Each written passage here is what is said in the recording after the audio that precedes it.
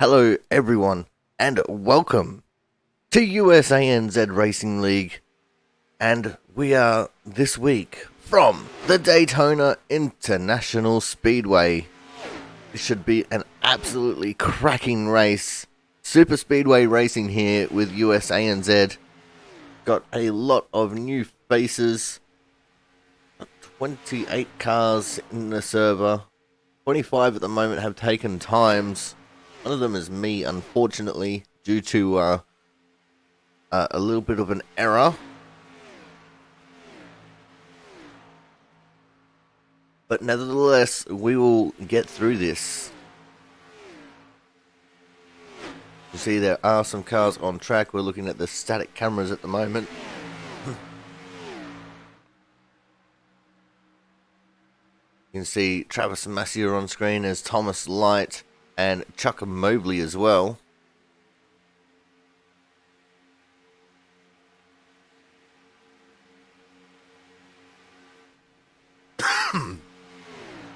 As Travis comes into the pits.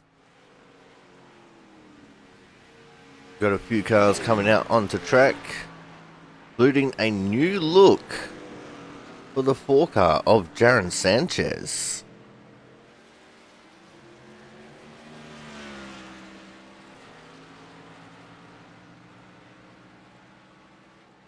Not a bad little paint scheme, I must say.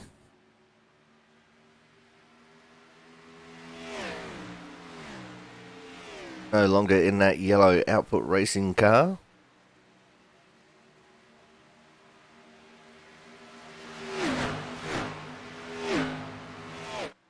He's coming out just behind 95 of Bruce Rivers and the 20 of Adam Walker.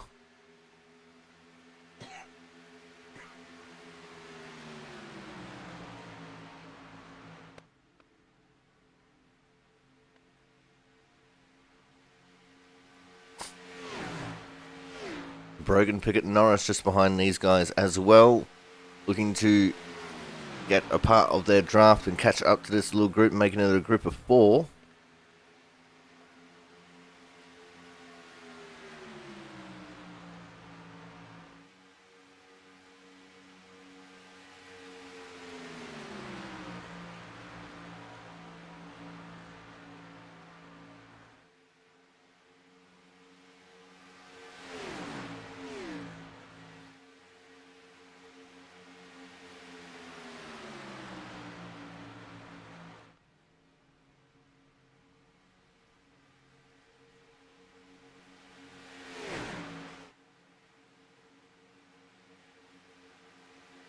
You can see the draft at work around here in the Daytona International Speedway. From what I've been hearing, this setup that we've got for today is fairly loose. So the driver's having to work a little bit to get these cars around the track. You see there, Sanchez getting the draft on Adam Walker.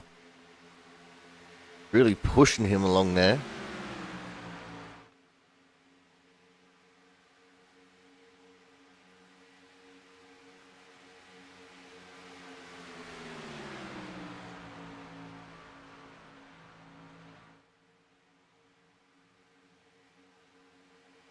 Now we have a line of 4 cars, although Brogan, Pickett, Norris, just a little bit of all over the place at the minute.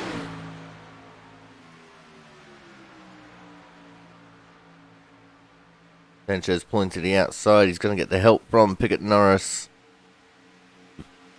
Looks like Bruce undecided on whether he wants to be high lane or low lane. He's decided low lane now. They come through turns 3 and 4.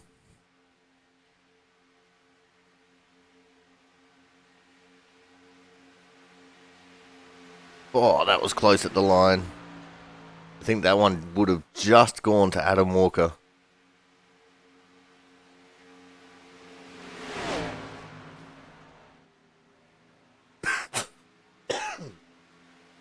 Bruce Rivers getting that a little bit wrong though, going into turn 2.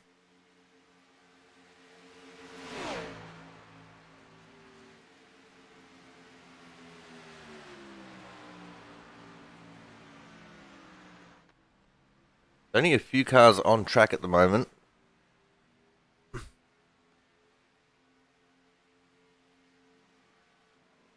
Looks like Sanchez is going to pull down to the pits now.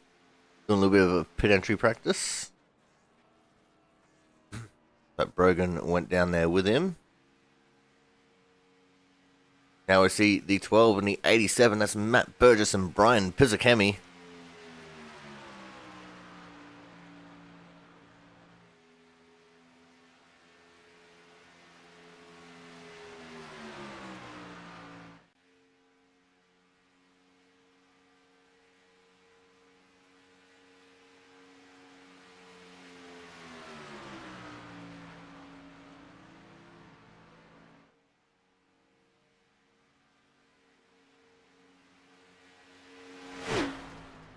Oh, into the wall goes Matt Burgess trying to run the old school high line.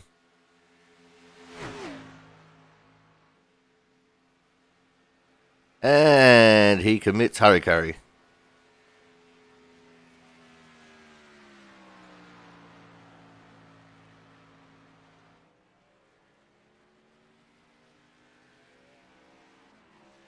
And by that I mean he commits big death to car.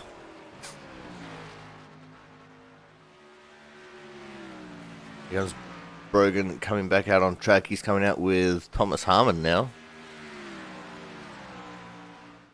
At the moment, Rachel Hunt has proved that she's the best at getting through the draft with the top time of a 44.543.055 of a second faster than the 61 of Travis Massio, who we can see on screen here with the 4 of Jaron Sanchez. Matt Burgess is 3rd. Thomas Harmon sitting in 4th. Swiggett is 5th. Chuck Mobley P6. Corey Williamson making his debut in this league is in P7. Gregory Harris 8. Brian Britton 9. And Jason McQuinn in 10th.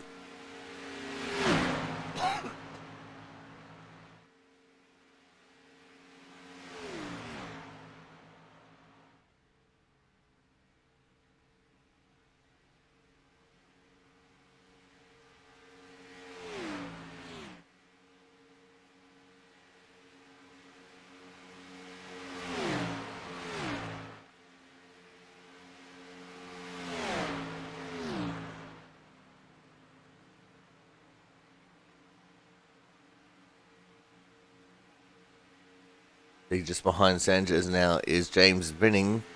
He is just within draft range at about that 1 second mark.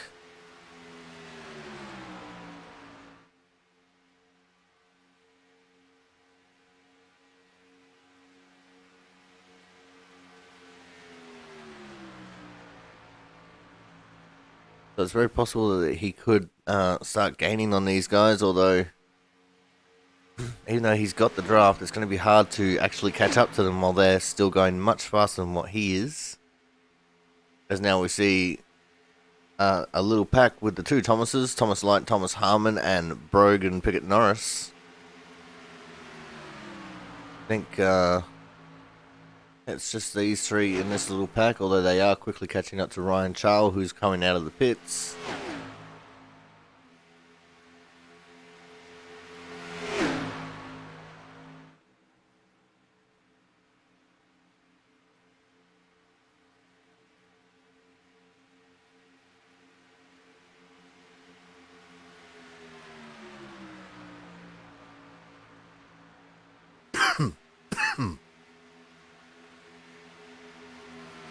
Now, I will apologise now, you'll probably hear me coughing a lot.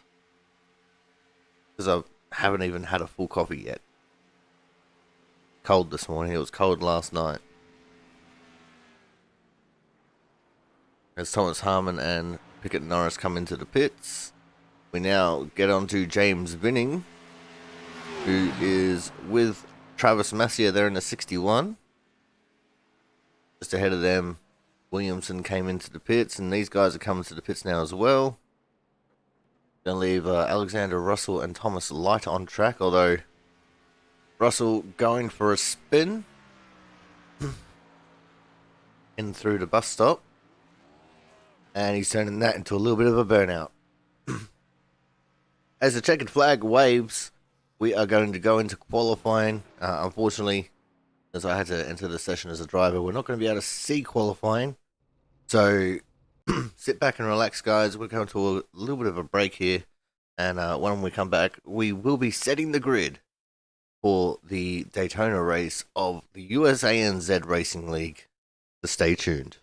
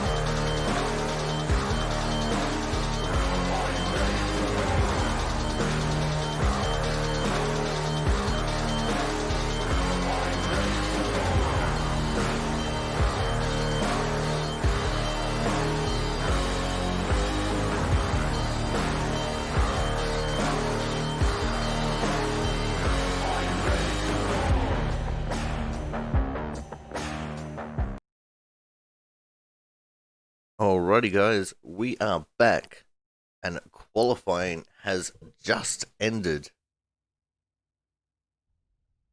So I will get the results up here for you in just a quick second. Mic check. Yep. And I forgot to mute the radio channel. It should be sorted now. And here are our qualifying results. Alexander Russell will be on the pole with a 47.326. Chuck Mobley in P2, just 0.037 of a second behind him. 98 Thomas Light will be from third. J.R. Hager will be out of fourth. Christopher Davis will be out of fifth. James Vinning out of P6. Lewis Woodall out of seventh. Adam Walker out of eighth. Ryan Charles out of ninth. Brian Marola out of 10th in the 1 car. And Brian Britt in the 5 car out of 11th. Those are the 11 that qualified. And then the rest are as follows. Rachel Hunt in 12th. Thomas Harmon in 13th. Brian Chambliss in 14th. Jaron Sanchez 15th. Brian Pizzicami P16. Blake Maddies in 17th. Matt Burgess in 18th. Travis Massia in 19th. Russell Arnold will be P20. Timothy Swiggett P21. Brogan Pickett Norris in P22. Andrew Perkins in P23. Gregory Harris in P24. Jason McQuinn out of 25th. Corey Williamson 26. And last but not least, Bruce Rivers out of P27.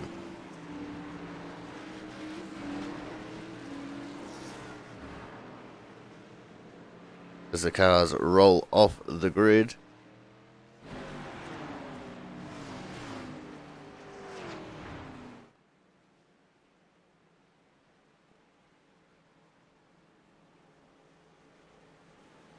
Looks like we're going to have a couple of cars starting from the pits. I can see the 87, that's Pizzicami, and the 5 of Brian Britt.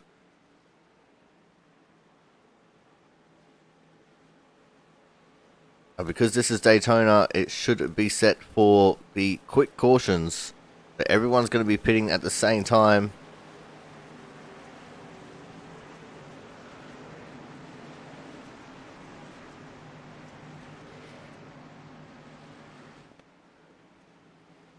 We'll have to wait and see how this will unfold for them.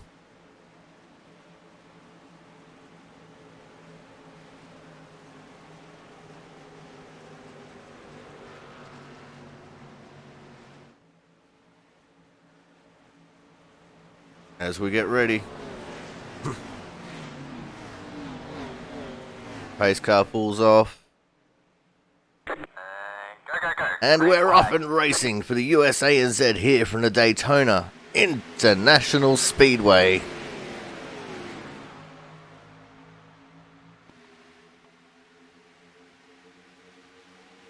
And already Alexander Russell in the 42 car coming out to a fairly decent lead. He's got the 98 of Thomas Light riding his tail though, pulling to the outside now. Christopher Davis in third, Chuck Mobley in fourth. So it looks like Thomas Light taking a little bit of an advantage there in the outside line. Just pushing his nose a little bit ahead. But that advantage is minimalized as they get into the corner. Christopher Davis is definitely pushing Alexander Russell out to a clean and clear lead at the moment, as these drivers are trying to find the level of the grip that's available in the track and use it to their best advantages here. And by that, I mean they're doing a lot of drafty things.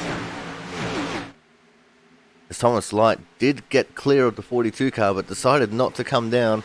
I think he wants to try and take the 42 of Alexander Russell there with him. We go inside the car of Alexander Russell. Maybe? Yep. And now the 78 goes down to the low line. Change my camera so we don't go inside cars. And now Russell going back to the high line to get in front of Thomas Light. And that checked out that outside line ever so slightly. You can see some big gaps forming there.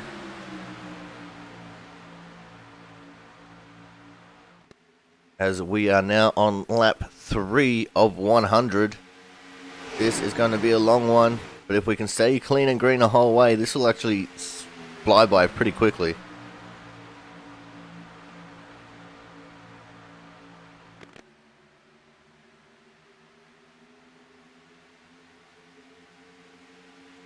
See the drivers pushing as hard as they can without being too aggressive.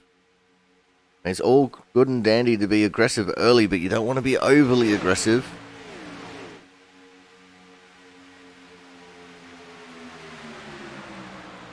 You see the 78 of Mobley was running up next to the wall. That kind of put off Thomas Light there a little bit. Those guys lost a little bit of time. And you see in the background there Thomas Harmon already making his way up to 11th. He is leading that second pack at the moment.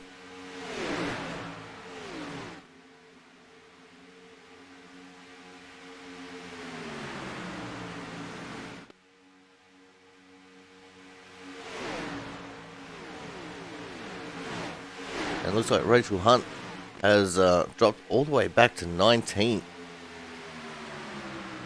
So Rachel not having the greatest of races so far. But that's the beautiful thing about Daytona. It is a long race.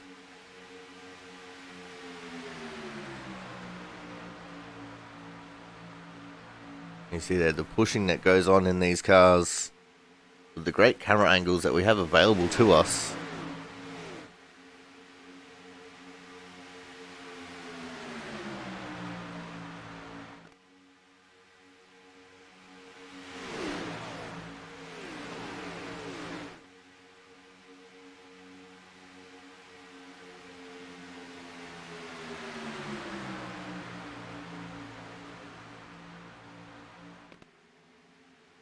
Now the inside line showing how advantageous it really is. They got out to a pretty big gap there over Chuck Mobley. It was 2 car lengths. On the back straight, they gained most of that back. Oh, as the 21 gets loose and he's going around. Shenanigans have ensued. We have a crash. Binning is in it. Oh, Thomas Harmon just missed out on being in it. I can see the 73 to 25, the 23.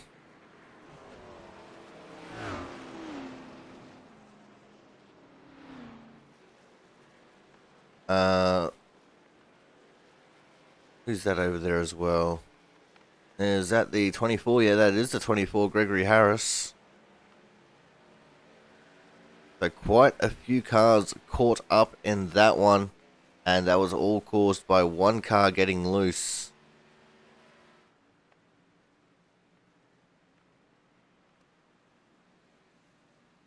And that is very unfortunate to see. Let's see if we can actually get the slow-mo of that incident. Oh, 35 also possibly involved.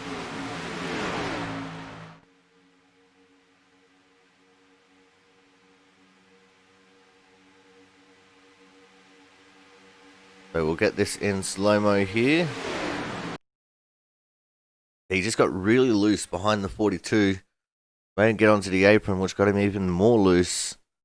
And that 13 car, absolutely nowhere to go. Ryan Charles got into the back of the 333, sent him around. Ryan Charles, copying a secondary hit there.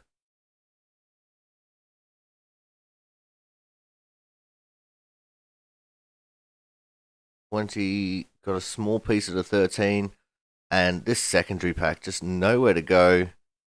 The 8's around, the 24's around, the 61's around. Oh, the 23 just getting a piece of it. The 12 got into it, the 7 got into it.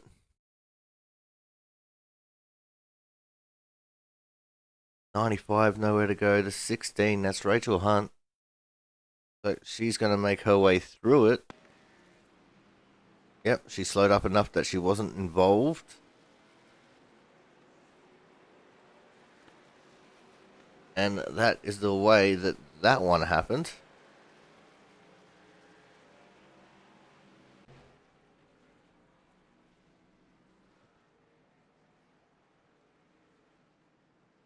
Looks like quite a few cars did indeed come into the pit. A lot of them just be looking for repairs, honestly.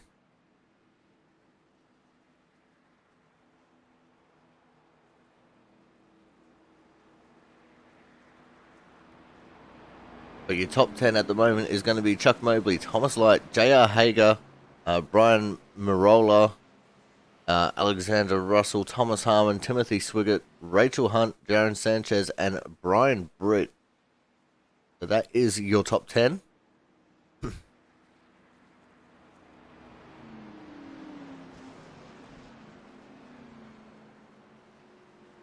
There are a few cars who are still just about to make their way out of the pits. And a few cars that will be unable to get out of the pits. Looks like the 68, the 16, and the 87 are pitting this time. And we are already on 1 to green. The drivers should be forming up to get ready for the restart here.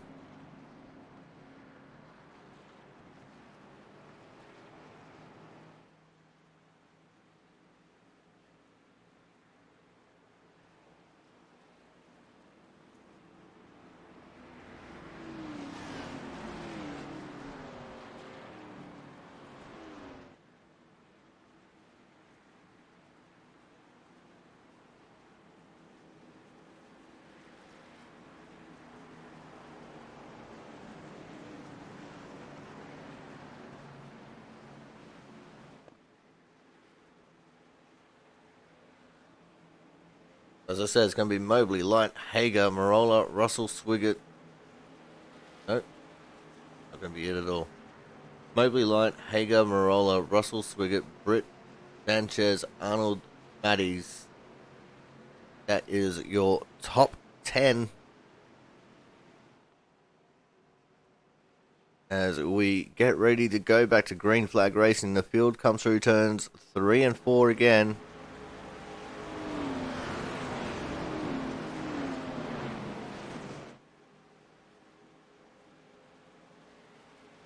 Pace car is going to make his way to the pit lane.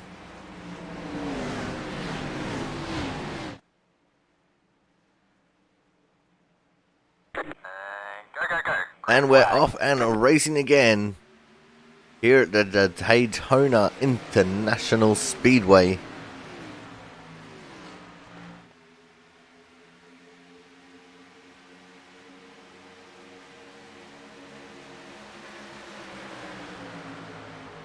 Chuck Mobley does have a little bit of a lead. J.R. Hager holding back a little bit. Not sure whether he was just unable to get to the bumper, but the 42 of Alexander Russell very quickly pushed him back up to the bumper. Thomas Light's going to take over the lead of that inside line. No, it's going to leave the 2 car. At least who I think is the 2, but it's not really, but it's the 1 of Brian Marola in the lead of the outside lane. I very dislike it when people don't have their actual number on the side of the car. But this inside lane seems to be absolutely humming along at the moment.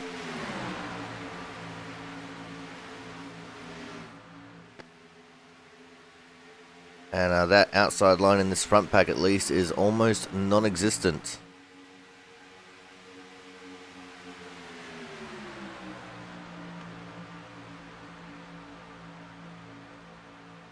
And just up the track in front of these guys is going to be the 23 car of Jason McQuinn. Went into the pits to get some extra repairs done. And he's got no drafting help whatsoever. So he's actually on the precipice of going a lap down here.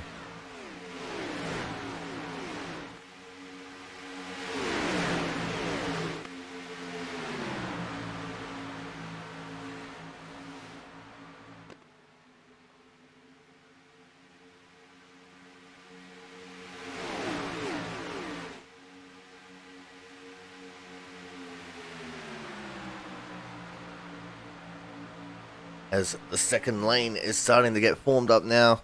See the 42 of Alexander Russell and the 4 of Jaron Sanchez. Not used to seeing Sanchez in such a dark colored car. But they are also very quickly catching up to the car of Jason McQuinn. Oh, and we seem to have lost the 1.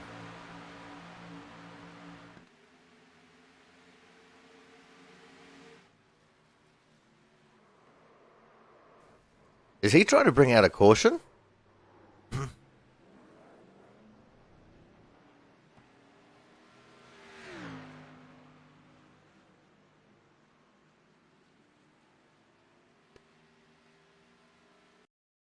Go back and have a look at what happened here. Oh, he blinked out, so he pulled over. That's what happened there. What was this with him getting back on? I think that was just him spinning the tires. So, nothing in malice there. But he is now also in a position of which he might go a lap down. Because here is the pack just behind him on the same straightaway.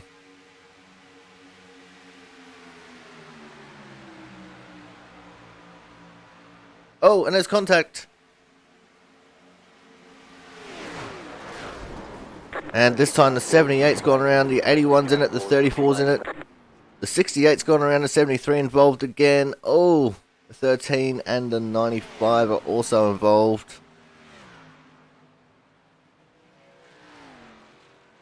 Alright, let's go back and have a look at that one again. As more cars catch up to the accident scene.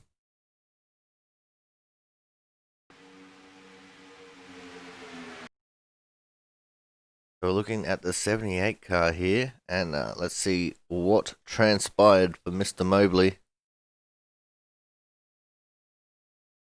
Oh, he just drifts up ever so slightly into the side of Russell. And that has just put him straight on the sideways path to the infield.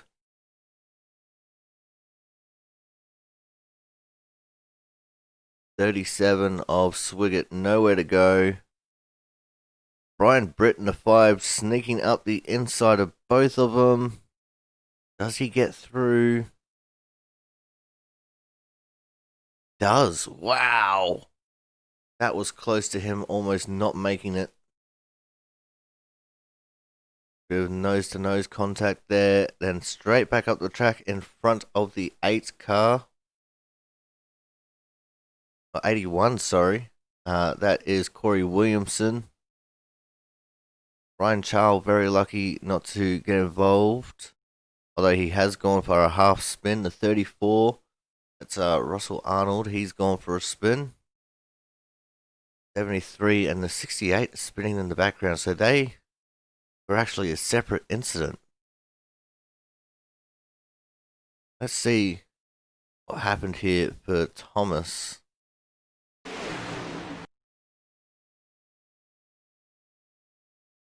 Alright, so Thomas can see them wrecking and he starts to check up. Gambler there goes to the outside. because he's checking up. The 73, oh, he hits the brakes and it gets sideways. And he gets into the back of Thomas Harmon. Oh, in the background. Very sideways there for, I think that's the 95 car of Bruce Rivers.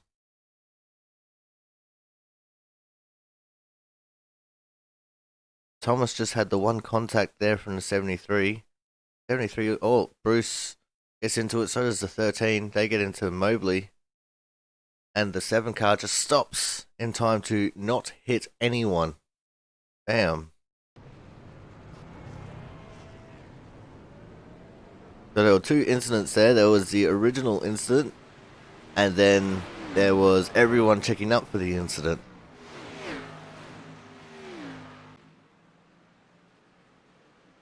As we come back to where our leaders are at now.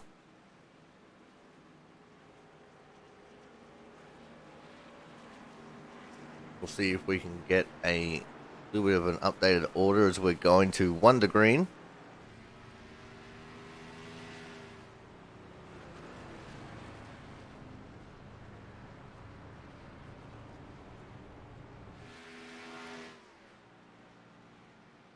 So it looks like it is going to be Russell, Light, Chambliss, Charles, Pickett, Norris, Swiggett, Adam Walker, Jaron Sanchez, J.R. Hager. No, Hager's in the pits. So Sanchez, Arnold, and Pizzakemi as your top 10.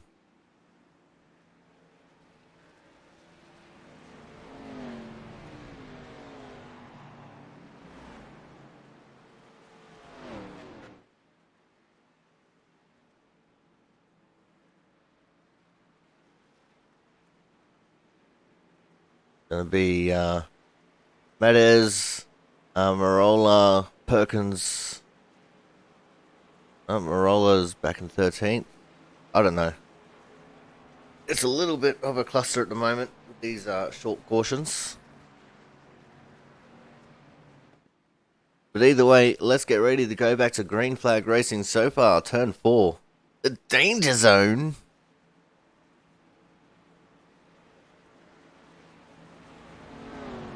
Because that's where all the incidents and accidents have been happening.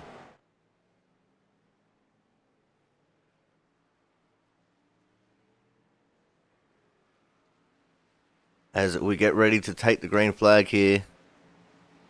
Pace car pulls to the infield. Go, go, go. And we're off and racing again.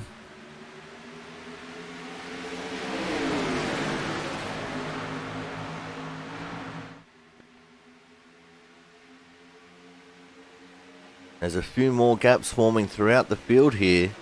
Outside line not looking terribly tight. You can see the 25 of Brian Chambliss moving down to the inside line behind Alexander Russell. It's going to leave Thomas Light out in the outside lane all on his lonesome. Brian Charles also looking very good up here in 4th. Now I can see the 5 of Brian Britt is on track all by himself, just a quarter of the track in front of these guys. So we will be seeing some more lap traffic here shortly. You can also see the 78 is still in the pits as well. And we have 3 retirements. 21 of Christopher Davis after an excellent race last week. Lewis Woodall in the 13 and Corey Williamson in the 81. And the 7 car is in the pits. Not sure why for.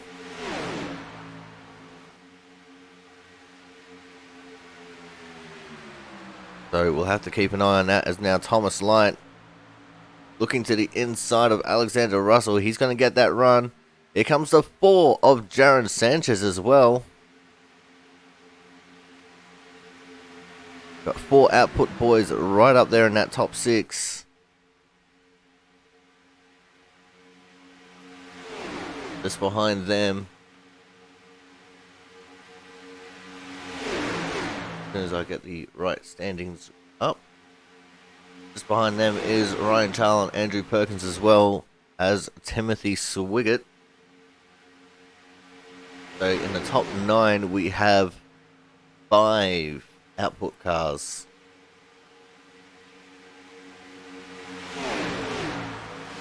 But at the moment, the leader of both the front 2 lanes is Thomas Light and Alexander Russell, respectively. And they'll be wanting to try and hold these output boys behind them. Oh! As it has all gone wrong again.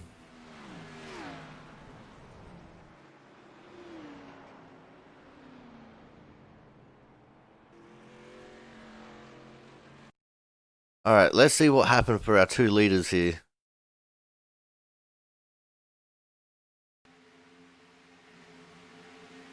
Because again, turn 4, the danger zone.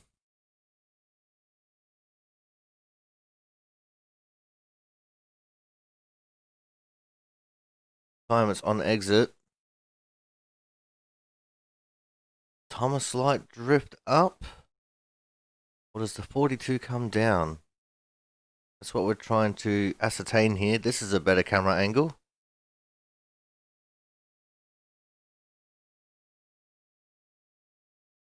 Oh, Thomas comes up. Thomas comes up and puts himself around on the nose of the 42 of Alexander Russell.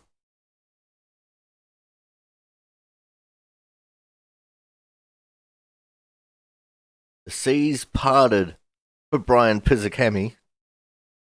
Unfortunately, the 25, Brian Chambliss, nowhere to go. Ryan Charles, nowhere to go. Who's that in the background? Oh, the one car gets sideways going through the grass. Ryan Charles, again, nowhere to go.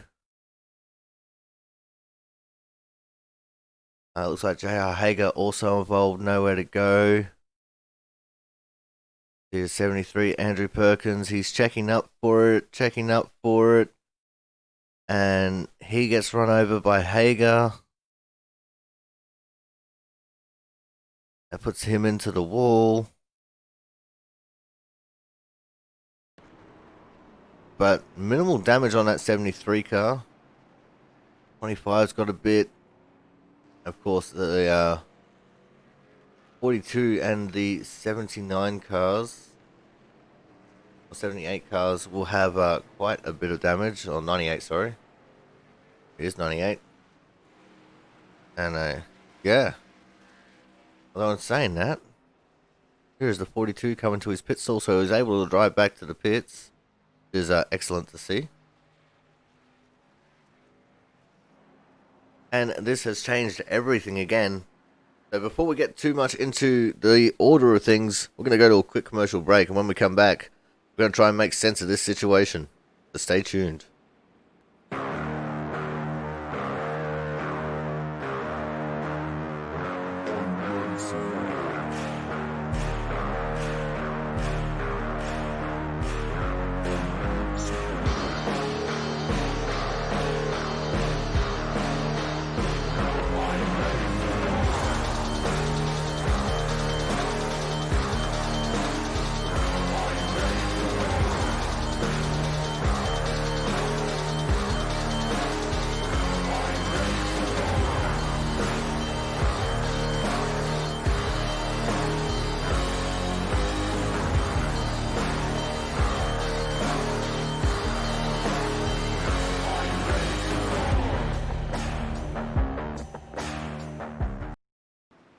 Alright, we are back.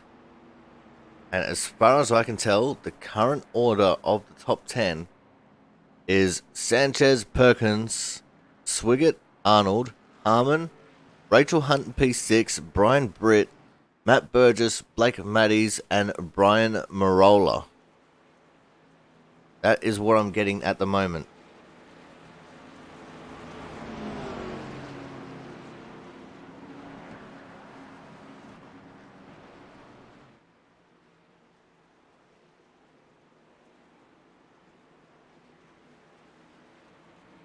As everyone is taking a little bit of their time here to get into order.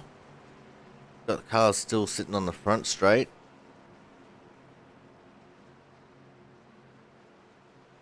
.48 car is stopped on the track. Oh, he's in the pits now. He might have lost an engine. And that's actually not a surprise.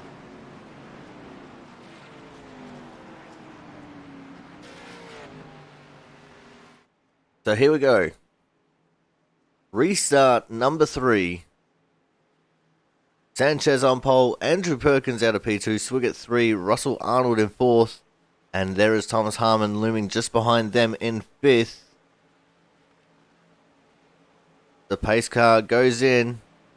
Go, go, go. Green flag. And we're up and racing again. Sanchez getting almost too good of a jump. But Andrew Perkins swoops right down underneath him to push out his fellow Output Racing driver. Wiggett in a great spot right now in between the 2 leaders in the front and Thomas Harmon. Brian Britt, I think that is also up there as well in P7. The 34 and the 16 trying to command that outside line a little bit here. And Andrew Perkins just looks like he doesn't have the pace to be able to hold it up there with Sanchez. And this has actually allowed the 16 and the 34 to get clear of Sanchez and take over the lead.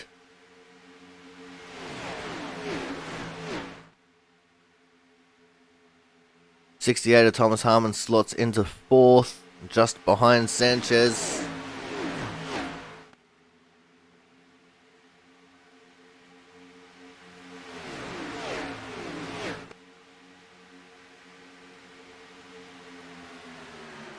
There's a lot of cars with a lot of damage out there. The 16 car actually looks very clean indeed. That is the queen of the scene, Miss Rachel Hunt. She's been keeping herself out of all the incidents so far.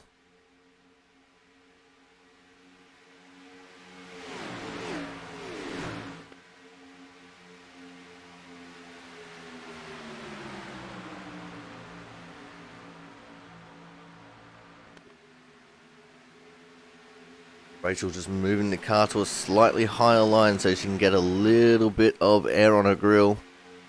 Could be starting to run a little bit warm. These two have been drafting very closely for the past few laps. And they're doing one hell of a job at it too.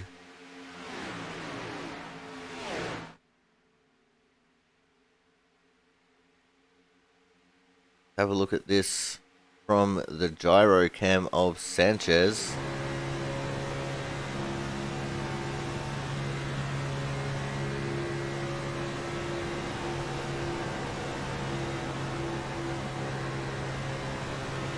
See, Rachel doing that, that's just her getting air onto the grill so she can cool down her oil temp a little bit.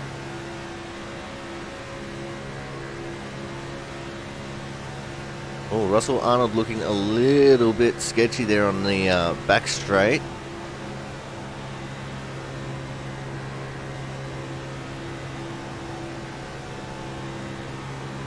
That happens sometimes.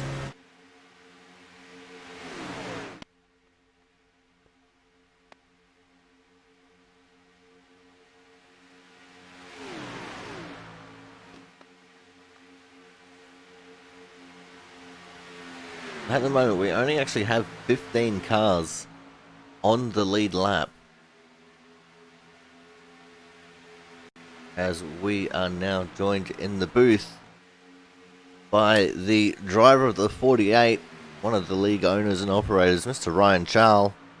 Ryan, sometimes you're the bat, sometimes you're the ball, and man, this season you're just the ball, aren't you? Well, we had a good Starcom Aussie Sim Racing Chevy. However, we just got caught up in a couple of those moments of impatience at the front, which is unfortunate. So we're gonna hang out with you for a little while and see if the remaining field here can make it a little more exciting than we made it at the beginning. Well, at the moment, we do only have 15 cars on the lead lap. We've got 2 cars vying for the lucky dog position. So it could be an interesting race here, although see the 42 car going slow on the back straight. In fact, he's gone for a spin. Alexander Russell. Not sure what transpired there for Russell, but he is now well behind the pack there. Sounds like the 88 car, JR, was apologizing to him, so I think he might have got into him a little bit. Possibly a little bit of bump drafting gone wrong. Yeah, and apparently Hager's out his front bumper at this point now. Well, let's go and have a look at the 88 car. And yep, can confirm he does not have a front bumper. And he is drafting with another car that doesn't have the front bumper, the 24 of Gregory Harris. That has been an iRacing staple, fast cars with no bumpers. And it's weight saving, right? Right? With these guys, we've also got Jason McQuinn and Brogan Pickett Norris. Brogan making his debut here today. Oh no, the 16 car just got in the back of the 34, it looked like, and spun him from the lead. Oh, and he's still spinning as we speak. Go back and have a look at that. That's going to put the 4 car of Sanchez in first now, with Thomas Harmon and Tim Swiggett following behind him. Yeah, just going through the tri-oval. Oh, she just bumped him in a bad spot as they were coming out of the tri-oval. And that 34 is now well behind the 8 ball. Like he's just gotten going again. The battle is still on here at the front of the pack. He was just apologizing to Rachel Hunt, said he got a little bit low in the tri-oval. And Brian Marola in the 1 car in the standings, but the 2 car on track. Leading that outside line with Brian Britt.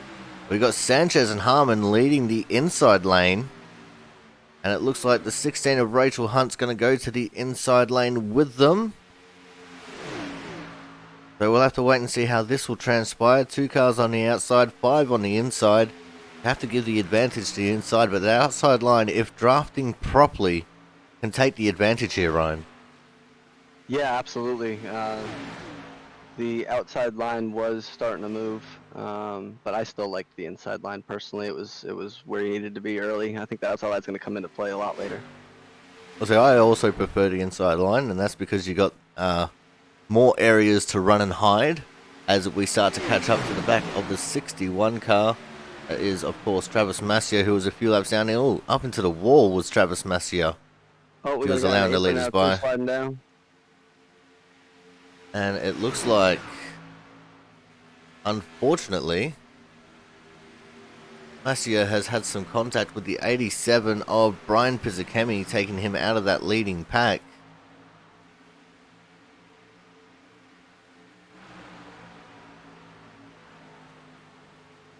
And that has also allowed a lead change. The 1 in the standings, the 2 on the track of Brian Marola is now in the lead of this race. Brian Britt in P2. Got Sanchez in 3, Harmon in 4th, Rachel Hunt in 5th, and Timothy Swiggett P6. This is Tim's 2nd week in a row. He's running really well. Hopefully he'll be able to hold on to some speed here, and now that Fields weeded down a little bit, he may be able to really put in a good finish. I raced with him back in the original Gran Turismo days, and he's always been good at Daytona when we did those old NASCAR games. Well, we'll have to wait and see if he can indeed hold on to it, as we got some more lap traffic up ahead. That is going to be the 42 of Alexander Russell, who was punted out of the lead just a few laps ago. That's how Brian's drastically... looking like he wants to jump in. I'm sorry to jump in there. Brian's looking like he wants to make a move to the inside. Well, I'm not surprised about that, whether he does or not, but to me it looks like he might actually just be trying to get some air on that nose, trying to cool down his engine a little bit. He's trying to do it very quickly as to not give too much of an advantage to the guys behind. And he looks like he's holding his position now. Looks like he had a nose earlier. So I find in the corners, if you time it right, you can actually get your nose down underneath the leader, and you actually cool down a lot faster than what you would if you take the outside. Huh.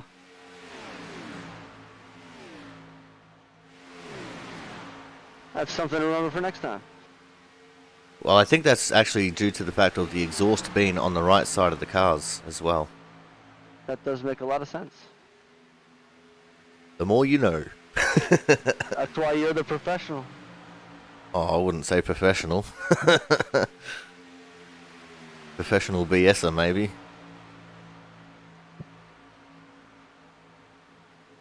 But either way, Marola and Britt still in control of this race, and they got a little bit of a gap over the Forest Sanchez now. Doesn't the Forest Sanchez's car look absolutely amazing in this newly wrapped livery? It's only been wrapped since Wednesday. That I thought I saw a new wrap out there for them. I wasn't sure being in the car, but looking at it now, yeah, it's definitely eye-catching, especially under the lights. As now our leaders are starting to catch up to some more lap traffic, we have the 78 of Chuck Mobley and the 34 of Russell Arnold.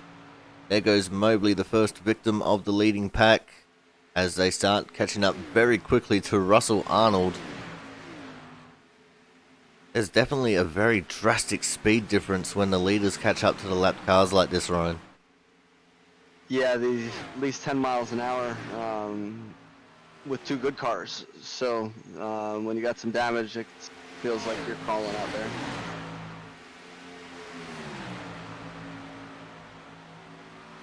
As our leaders start to dispose of Russell Arnold, that's going to put him a lap down. Going to leave us with just 12 cars on the lead lap, and we're only on lap 38 of 100. So we have definitely been through some of the wars at the moment, as I think the 87 of Pisakemi is in the pits. He is not having the best of races, especially not after being taken out by a teammate. But these guys up here, this front six, they look like they're just chilling at the moment, just logging the laps, possibly waiting for the last 20 laps to make a move. And saying that, Brian Britt pulls to the outside line. He must be listening. He wants to spice it up a little bit. He's not content with just riding anymore. He wants that lead, Ryan. He's certainly looking for it, but he's gotten zero help out there. You know, output's going to stay to the inside, and he looks like he's going to get hung out. Indeed he is, and he's going to drop all the way back to the back of this. It could also be a little bit of a strategy call if he was just getting too warm and unable to use the techniques to cool down his car fast enough. So this is actually a very good way of cooling down your car if you're only in a small pack like these leaders are. Exactly. I was just going to say we have two pretty distinct packs. One running 16 seconds behind. J.R. Hager's leading the rear pack. Perkins and Burgess are following him. And then you got Marola up front with Sanchez and Harmon. So it's almost like two races going on right now. Indeed it is, and Sanchez now looking at that outside line, wanting to take the advantage. But Thomas Harmon says, I'm not going to go up there with you. I'm going to stay down here, and I'm going to push the one car. And Sanchez will now drop into third, just in front of the Iron Maiden of our series, Miss Rachel Hunt, who is looking very good there in fourth place. Yeah, she definitely looks like she's been saving something, because she's starting to creep up on these three, and I think they're going to have a bit of an issue in a minute. Indeed they might. But at the moment, we're going to go and have a quick little squiz at this second pack, which is something we haven't done for a while.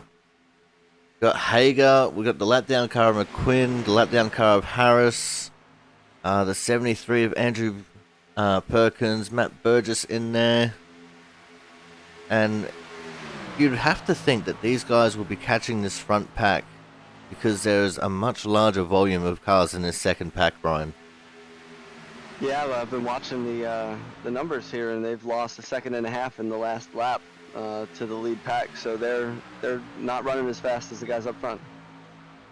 Indeed they're not, but we'll just have a look at the battle bot here, because it'll show us the difference between Brian Britt and J.R. Hager. Brian Britt being the car at the back of that front pack, Hager being the leader of this pack.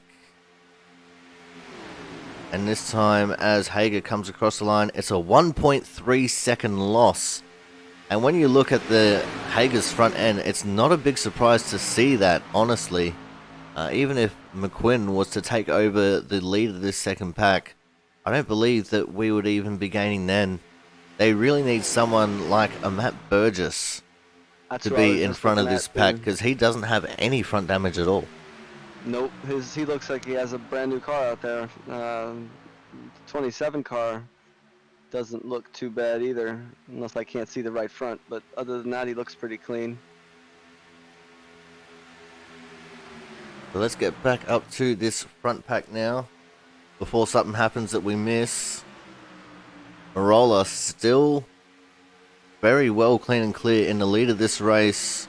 Thomas Harmon, we know that Thomas is fast and we know that he's very good at drafting. So he'll be using all the techniques he can to keep his car cool in this very hot situation, Ryan.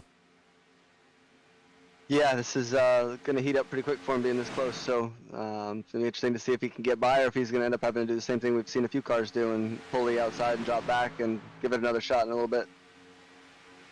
Alright, well, while we have this little bit of a lull in action, we're going to go to a quick commercial break, guys. When we come back, we will be getting back onto this racing action, so make sure you guys stay tuned.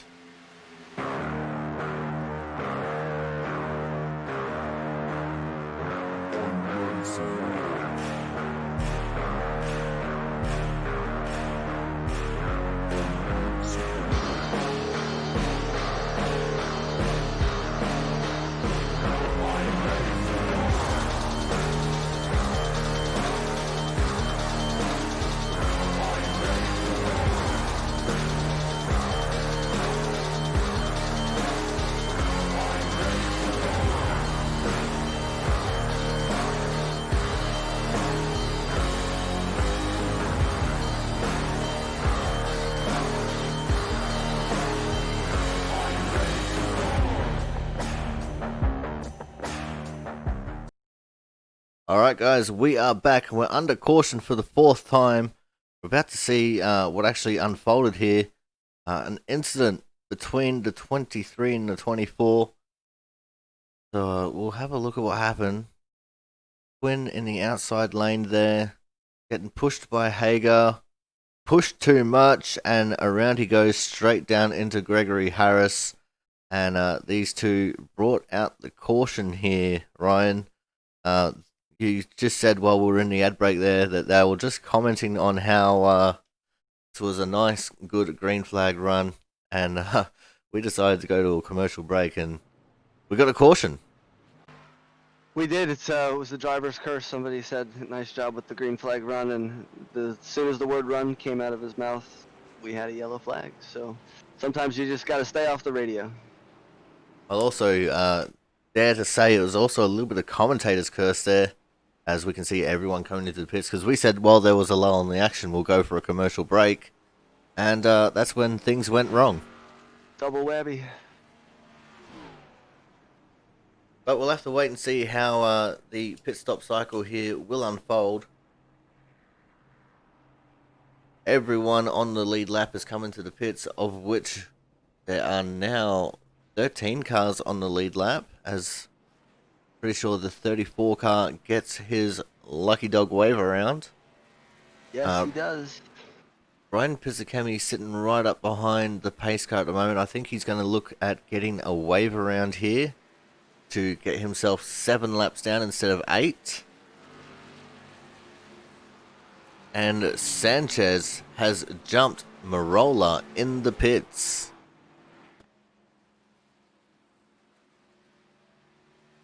So we'll have to wait and see how this is going to work out for these guys in the race. Like the 78, Chuck Mobley also looking at getting a wave around. If he does, he will be 16 laps down rather than 17. But at the moment, your order is Sanchez, Marola, Swiggett, Hunt, Britt, Harmon, Burgess, Madez, Rivers, and Hager as your top 10, with Walker, Arnold, Perkins, McQuinn. Well, Perkins is the last car on the lead lap at the moment, but that'll change when Russell gets his lucky dog EOL. I've got some admin duties. I'll be returning shortly. No worries.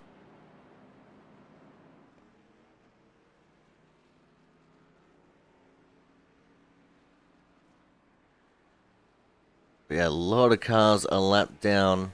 That is McQuinn, Harris, Russell, Pickett, Norris, Pizzakemi, Mobley, Chambliss, and Massier. Chambliss and Massier out of the race. Vinning is out of the race. Corey Williamson out of the race. Lewis Woodall out of the race. And Christopher Davis out of the race. So we have 19 cars on track. We got 2 who are still in the pits. So he's been Ryan Charles, obviously in the 48 car. He's been in the pits for over 1,200 seconds. And Thomas Light, who has been in the pits for just over 1,500 seconds.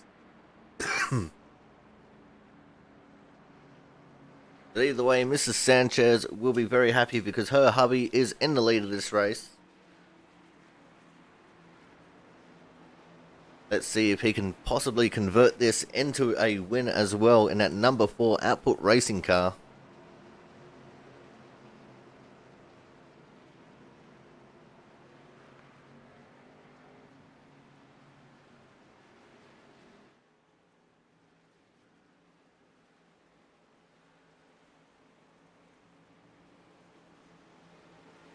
The field comes out of turn 4.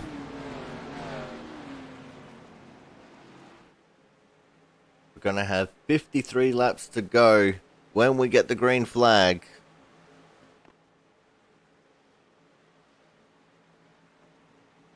The pace car is in. Go, go, go. Green And flag. we're off and racing again here in the USANZ Racing League at Daytona International Speedway. And Sanchez already getting a fairly big lead here, Ryan.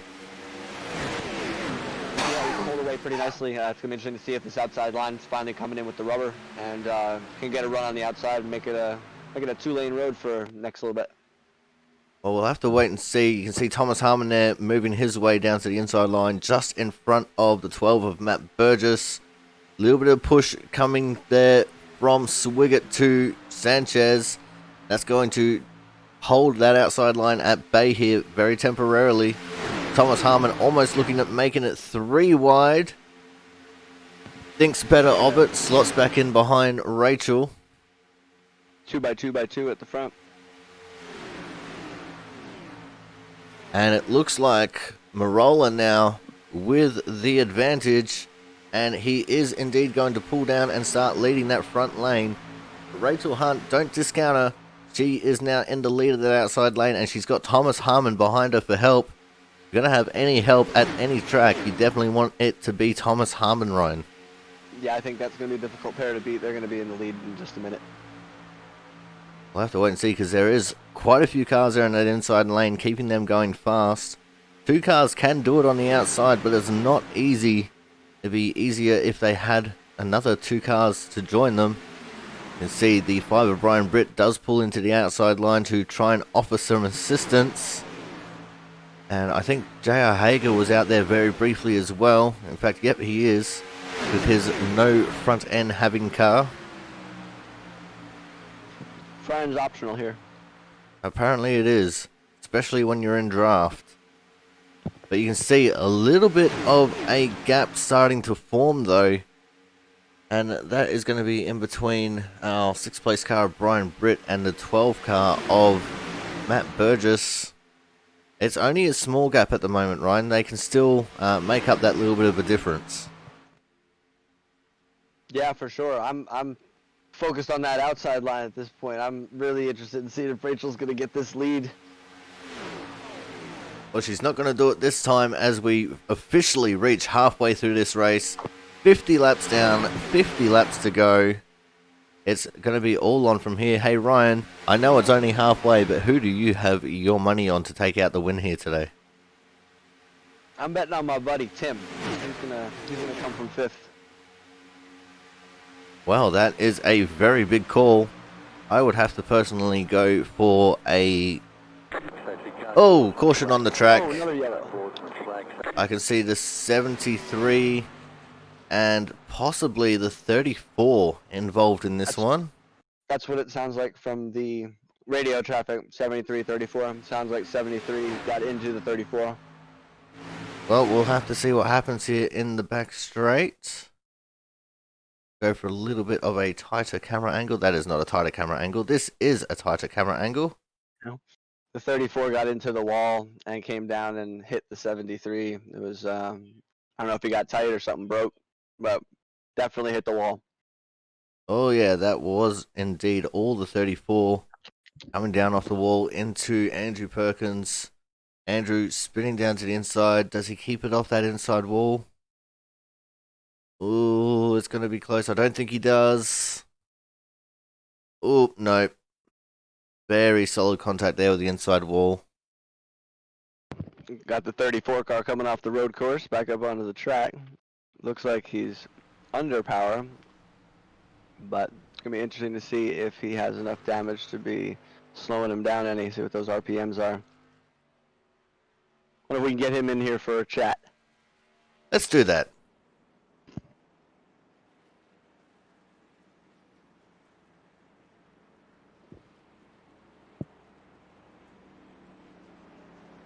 Hey, Russell, Corey up in the booth. Do you have a copy? Yes, sir, I got you. Alright, first of all, what happened there on that back straight? That's what happens when you have a 4-year-old come in here. Oh, so a little bit of a family distraction. Yeah, I've been there. It'd be a good idea to touch my arm. Wasn't a good timing. Definitely not. How bad is the damage, man? Are you down on RPMs at all?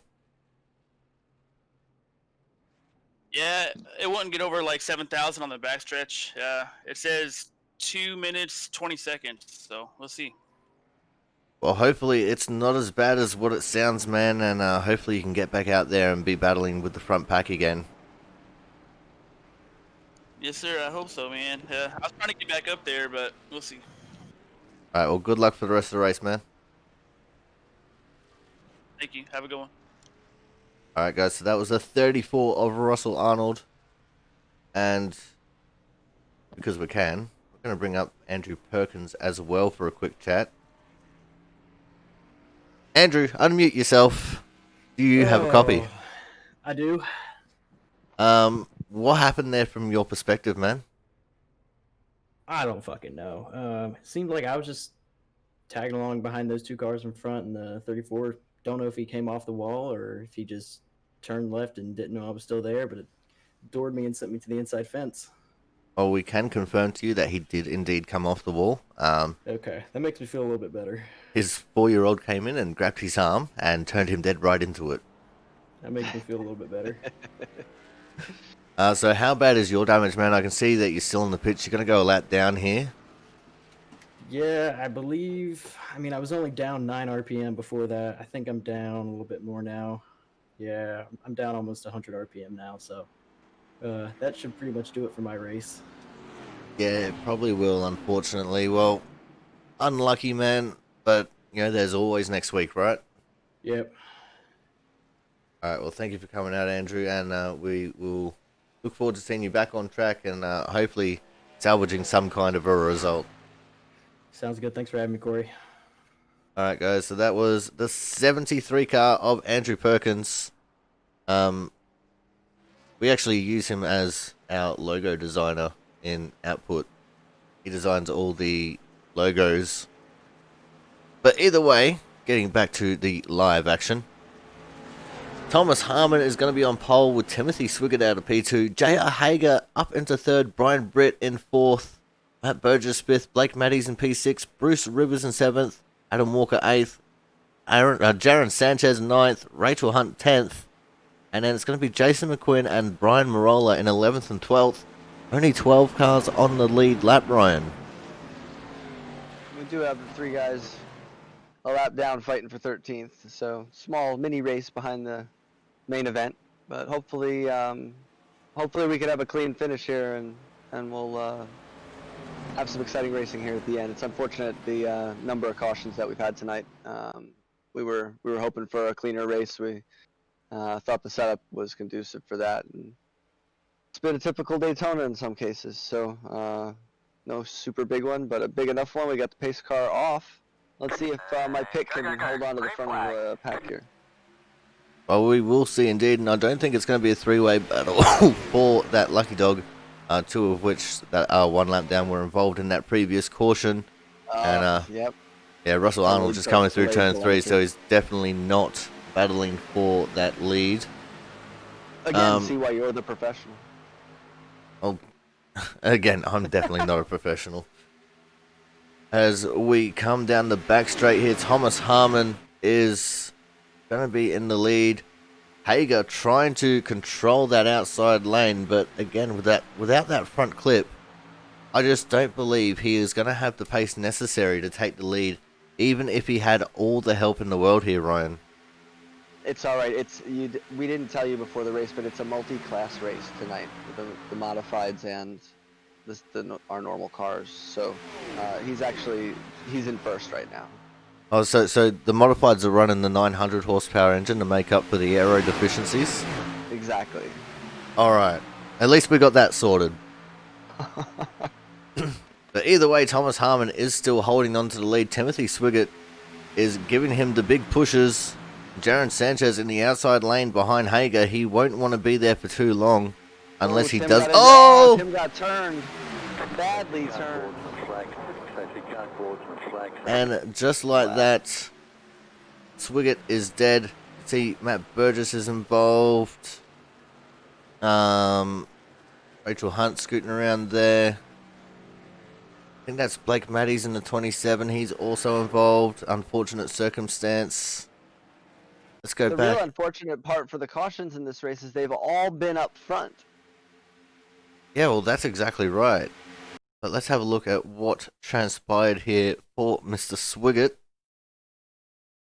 And I think I might have gone back too far. Tim got down on the apron a little bit and the 5 car hooked him. It looked like the 5 car was just trying to follow him and just was not far enough back where contact was not going to get made. Oh, the 95 car, Bruce Rivers ghosting through that. Oh, the airtime from Swiggett. He landed on the nose of Pickett Norris and had some incredible airtime. Marola was involved in that. 20 car of Adam Walker also getting a small piece of Matt Burgess there. And Rachel Hunt slowed up just enough to scoot around the outside unscathed. 42 going through the grass. That's Russell Arnold. Actually, no, it's not Russell Arnold. It's Alexander Russell. You don't know how many times that's fooled me as well. I have confused their names on many occasions. Either way, that was one hell of a wreck, and that has just taken out a couple of good cars, which means we're going to have even less on the lead lap now of Ryan. Too many Russells. Yeah, that was. See, there you go. Now we're all confused. That was unfortunate for Tim. He had a good car, and not sure what caused him to get down on the apron there, but this has been a tough race, and hopefully from here maybe we could see some green flag race. Well, hopefully so. But in saying that, our current leader is going to be the modified itself, the 88 of Mr. J.R. Hager, Ryan. That's really something. Daytona, and you don't need a bumper. First for me. Well, we'll have to see if it works out. It's definitely a bold strategy, Cotton. But either way, it's going to be Hager, Harmon, Sanchez, Brian Britt, Jason McQuinn, Bruce Rivers, Adam Walker, Brian Marola. No? Oh, I'm getting ahead of myself. Apparently there's still people coming out of the pits. So Hager, Sanchez, Harmon, Britt, McQuinn, Rivers, Marola. in 7th. We're waiting to see some more lead lap cars come out of the pits. I can see the 20 of Walker is out of the pits. Rachel was 7th, and she just came out. She might have held on to 7th. She's going to be Rachel, Blake. P9 now. Yep. Alexander Russell in Yep. 10. Blake Matties is going to be 11th. And like that is going to be it. Russell Arnold getting a wave around, so he will be 12th.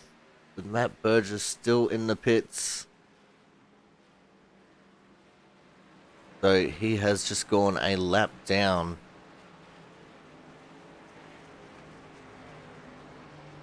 So Gregory Harris, if Matt Burgess doesn't come back out on track, will be the first car 1 lap down. As we are on 1 to green here. Gotta wait for everyone to catch up to the pace car so we can get this thing going again. We've got some support coming in on the Twitch chat for Jungle Cat Wizard Sanchez, which is obviously Thomas Harmon and Jaron Sanchez in 2nd and 3rd. If you guys do not know, both of them are streaming right now. Thomas is at twitch.tv/JungleCatWizard, and Sanchez is Darren_S.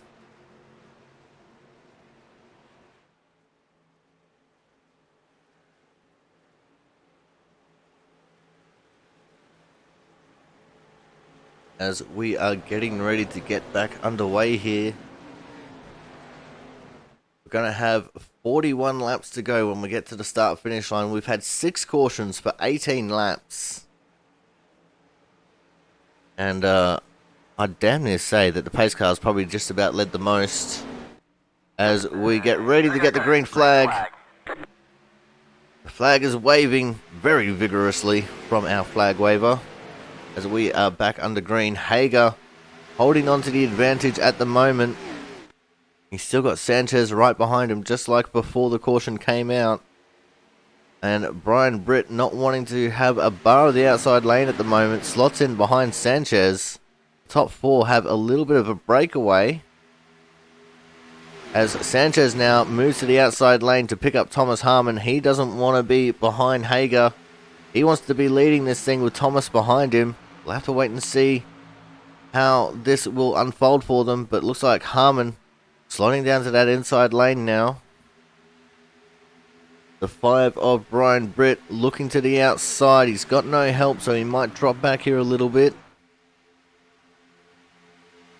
Hager slotting in behind Britt now. Britt with an excellent overtake there on the outside. Does make it work to take the lead away.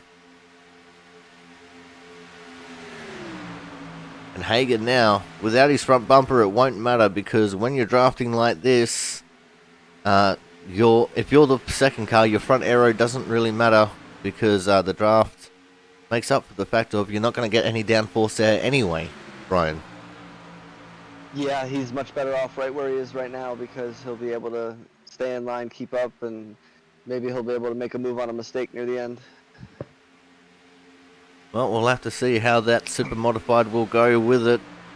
But he has got the Output Racing boys of Sanchez and Harmon right behind him, and they are going to be all over them like flies on shit in a second. And that is my one for the broadcast. Coming up just behind them, we do have Bruce Rivers and Brian Marola. As I said, Brian Marola, the number 1 in your standings, the 2 car on track, and the 69 in your heart. Ugh.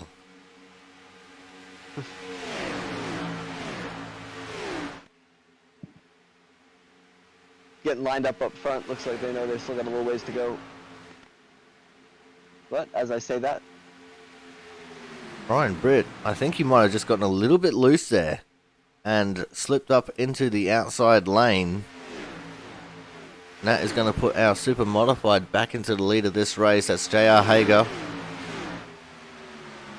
Sanchez and Harmon are now 2nd and 3rd. Chris the Rivers. 95 closed that gap quickly. 5 needs to get down if he's getting down. Oh, he just got in line, and he lost that spot again, it looks like. And Sanchez not going to the outside lane just yet. That's allowed Brian Britt to get back into the outside lane with help from Brian Marola now. So these two could find themselves working their way towards the front of this pack.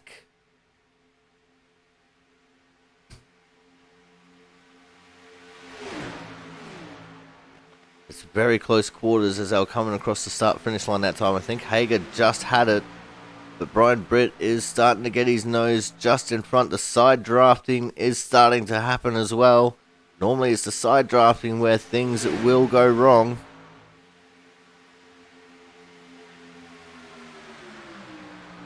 But Brian Britt is now clean and clear in the lead, but he's going to try and get Marola to go up there with him, as Hager now starts to do a little bit of side drafting going into the corner. One thing about online racing you have to be worried about is a little bit of lag, or as we like to call it here on iRacing, netcode.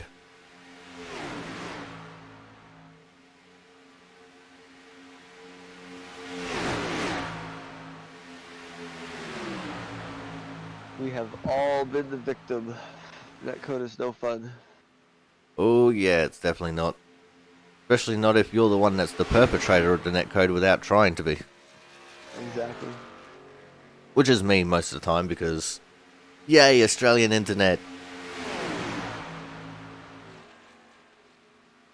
Brian Britt now comes down to lead that bottom lane. Oh, Marola slotting himself into third there. There was only just enough room for him to get slotted in nicely in front of Sanchez. Pretty sure that one caught Sanchez by surprise. Rachel Hunt and Alexander Russell were up there as well, just about to start pushing Marola, but they've now dropped back to the back of this pack as everything has single filed out. Yeah, we're down to 11 cars on the lead lap. Brian Britt's up front, Russell Arnold taking up the rear. We'll have to wait and see how this is going to unfold, and we're going to have a little bit of a treat. We're going to unlock the radio channel now, so we're going to listen to what these drivers are talking about. Okay. And it sounds like the second pack is starting to talk a little bit. That is currently being led by the 20 car of Adam Walker. It's only a little 3-car pack, but it's still got plenty in it. Walker, Harris, and McQuinn. 2 lead lap cars, 1 lap down car.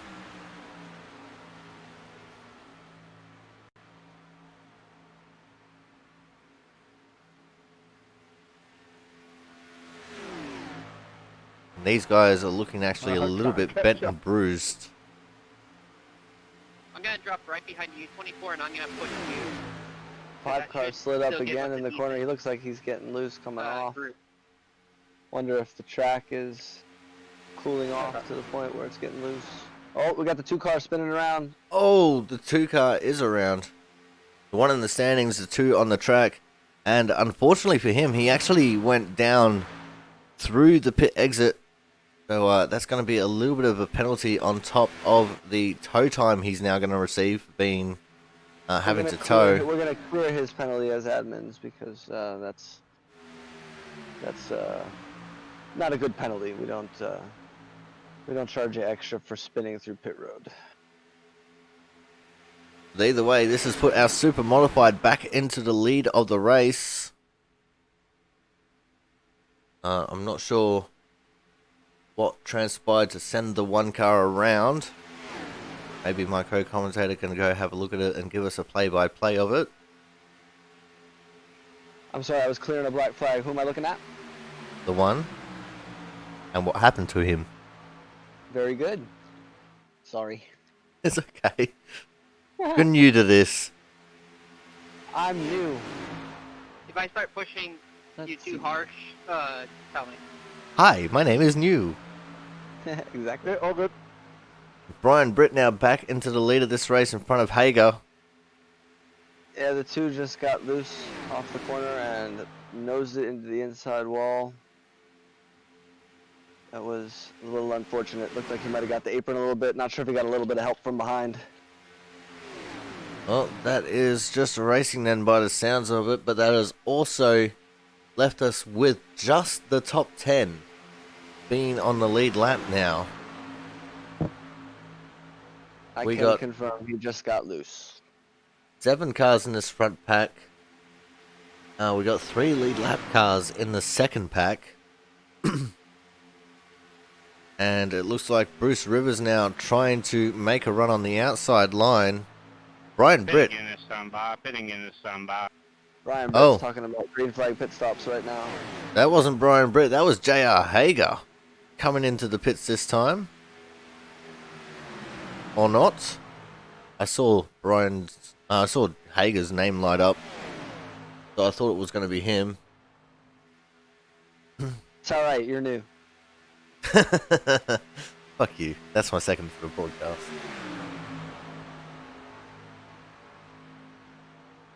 But this does leave now the 4 of Sanchez in second position. Bruce Rivers trying to make a run of it by himself in that outside lane. He's going to have help from Harmon now. And look who's slowly creeping her way to the front. Exactly right. It's that 16 of Rachel Hunt.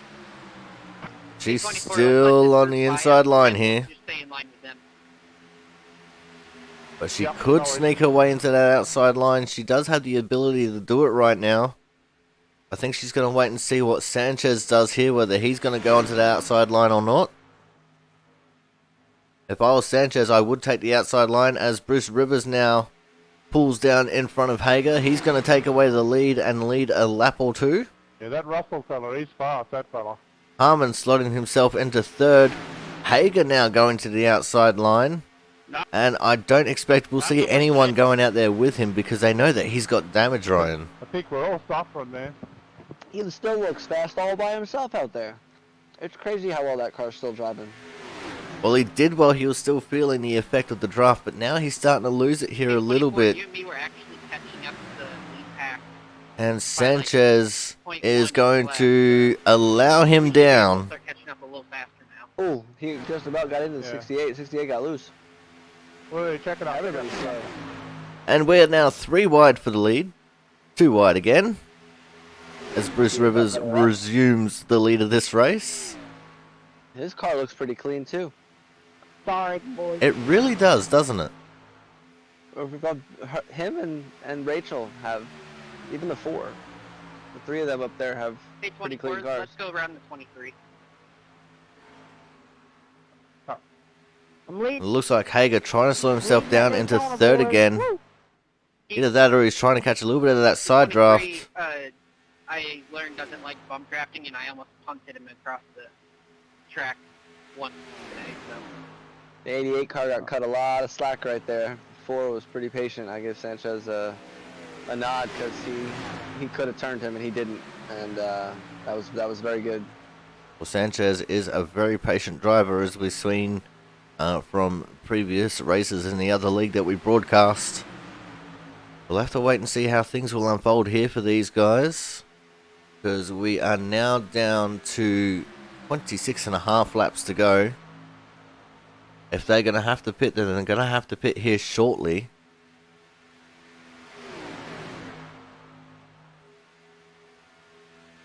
You guys are 17 laps or so into the run, so they're all on pretty equal tires except for Russell, who's got 22 laps, 23 now on his.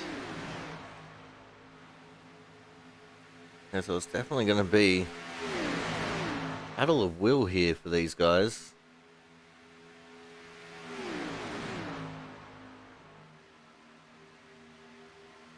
But Bruce Rivers, with the help from Thomas Harmon, these guys are pulling a little bit of a gap over Hager at the moment. Although Hager, in saying that, up the inside of both my of them. goodness. What a pass that was. Where'd that come from? I have no idea. It just seemed that Something Bruce must have and happened Thomas to the went other to two the cars. outside and they just slowed up a heap. Yeah, that I'd have to go back and look at a replay on that because that was something else. Looked like he had 20 more miles an hour than those guys. Yeah, that's definitely beyond my realm of explanation. That's Twilight Zone kind of stuff right there. But either way, the super modified with the 900 horsepower engine is back into the lead of this race. We thought this combination would be good for racing, and we were right.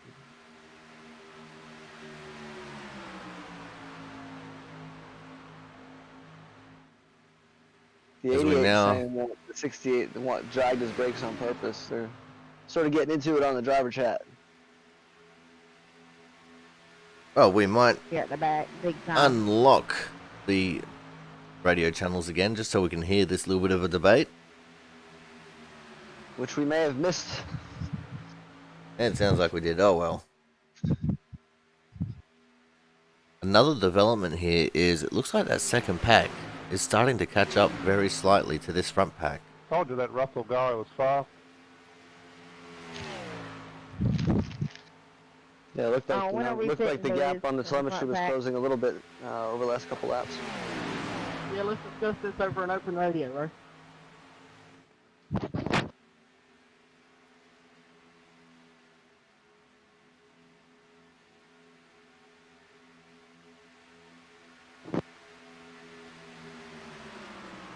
Well, you've got to remember, Ryan, another thing we've got to think about the possibility of is maybe J.R. Hager is just using a Is Rachel clear down on bumper. power?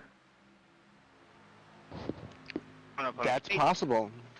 Maybe he's trying to throw everybody I'm off. on you, Thomas. Just let y'all guys know. Very well could. As we can see, just up in front of Yeah, our yeah, leaders that'd be here, the 5 of Brian Britt, who is going to be looking at 24. going a lap down here shortly, I Ryan. have to save a little bit of fuel. Yeah, that's really unfortunate. He had a great car and he was running really well. I was pulling for him, but Daytona happened. Indeed it did. Although in saying that, he did just pit not long ago, so it might have just been the fact of he not having enough fuel to make it to the end. As Russell Arnold's probably also going to be in a little bit of that situation. Towards the front of that second pack. You get about a half a gallon per lap here, so you got about 44 laps before you have to pit. Well, doing some calculations, and yeah, that would mean that things might not be too terribly good for him at the moment then. As We we got a see whole our group- leaders group- coming into the pits, everyone is in. Wow, output had a really, the 4 car, really good entry. Indeed he did. Got around Harmon there on the pit entry. Just about got around Hager as well. The 42 car also, Alexander Russell, having a great pit entry there. We'll have to wait and see how it all goes for these guys when they come out of the pits. We That see was third through ninth. That was just pitted. the 2 car also coming out of the pits. Just in front of these guys. Oh, Hager getting a little bit sideways, getting onto the power. That actually held up Sanchez a little bit there in the pit exit. And Thomas Harmon pulling away from these two ever so slightly. But that's not going to last for long. But this has allowed Russell Arnold and Adam Walker to take over the lead of this race now, Ryan. Yeah, we're gonna be shaking things up here shortly. It's gonna be interesting to see where these guys shake out after Well- this green flag pit stop cycle. They have come into the pits as well, so they're not going to be in the lead here for long. As we're going to go back to looking at the 68 of Thomas Harmon.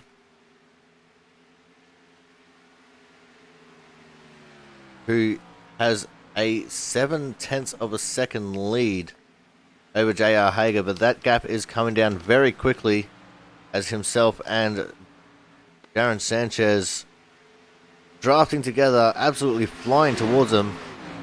But this has shaken up everyone Just having a look at my little mini map here that I've got. And we only have 4 cars in this front pack now. Got the 88, the 4, the 68, and the 5, who was just about to go a lap down, Wow. is Kudos to him. back up with these guys and just about to take over the lead again, Ryan. That is really something. It's hard to believe with the hit he took that he's still running up there. It looks like the 95 and the 16 have dropped off from this little bit of a pack as well. Back in 7th and 8th. There's Bruce a big Rivers and gap Rachel behind Hunt. us, too. The 2 cars in the way. Well, Brian Britt has now taken over the lead. Sanchez and Harmon going to the inside. It's going to drop Hager to the back of these guys now. As Brian Marola got himself very in the way of this leading pack. But now here comes Sanchez looking to the outside of Brian Britt. Got the help from Thomas Harmon. 18 to go. This is when these guys are going to start getting racy, Ryan. This is when you make the money, right? Oh, they're trying to go 3 wide, and there's no room to do that right there. I don't think they're 68's trying really too good hard. before, but Oh! we got him loose. That's going to give the inside line a chance to catch him. Britt's going to have a good shot at the lead here on the backstretch. You can see Thomas Harmon just dropping off the back of Sanchez here now. Brian Britt moving up to the outside line to block the 4. Now back down to block the 88. What a move that was. That was a very worldly move. He almost got the 4 trapped behind the 12. But that's not the way that was going to unfold. But we can see the 2 groups are going to be fighting it out here. Realistically, this is Output versus USANZ at its finest. As Sanchez just about got to the inside of Hager there, coming out of turn 2. Hager ran it a little bit wide. Bruce Rivers a little bit of all over the track as well here, Ryan. Yeah, we saw Brian earlier having a hard time keeping it on the bottom. Or wonder if he's going to have that same problem now as his tires start to wear out, holding the bottom of the track and giving away that line. Well, having a look at the pit times here, Brian Britt, I would dare say, took at least 2 tires. He had a 35-second pit lane time.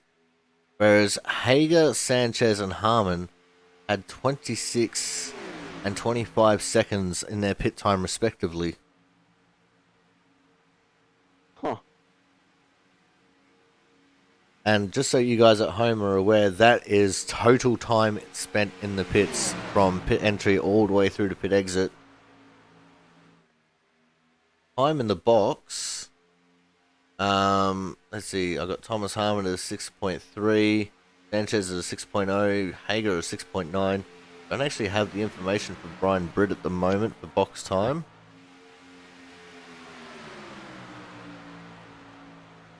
But I would dare say that he's taken at least 2 tires, and that's why he was able to drive around him the way that he did when he did catch up to them.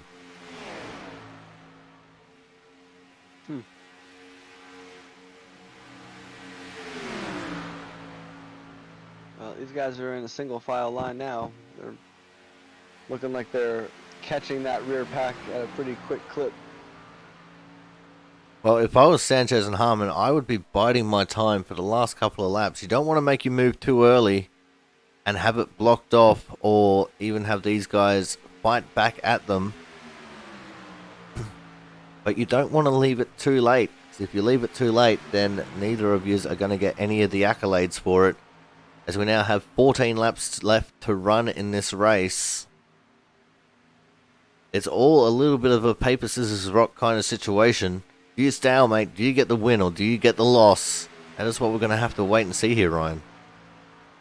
Yeah, I mean, Brian certainly looks like he has a car that could win. See if he can put together 12 laps with no mistakes and get his first win of the season. Well, if I was him, I'd be hoping for 13 laps with no mistakes, because we do have 13 laps left. He doesn't want to ruin it all on the last lap. Well, I figured you'd have one bad one in the middle there somewhere. Well, we don't want him to have any bad ones at all if he can get the win here, but we'll have to wait and see as they come around the lap down car of Brian Pizzakemi, who is 8 laps down. We do have one car 1 lap down, and that is the 24 of Gregory Harris. And it looks like he is in the middle of 3 and 4 with Jason McQuinn at the minute.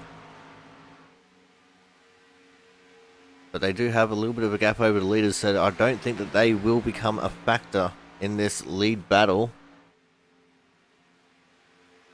But we'll have to wait and see just behind these guys. As I said, the 87 of Brian Pizzakemi, he's going to be dropping off the pace here. That 88 car definitely looks like he has a good bit of pace even without that front bumper. Brian gonna need to keep his foot down to keep this guy behind him at the finish, I think. 4 car taking a look outside. Yeah, here comes Sanchez. He's making his move.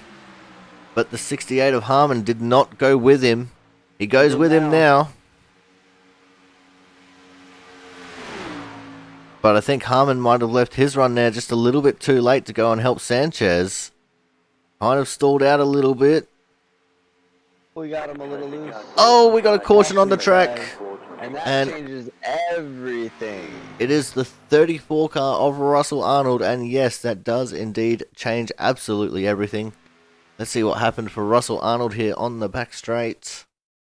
That's going to put Gregory Harris, as long as he wasn't involved, back on the lead lap with less than 10 to go. So coming out of turn 2, he's got Pickett Norris behind him.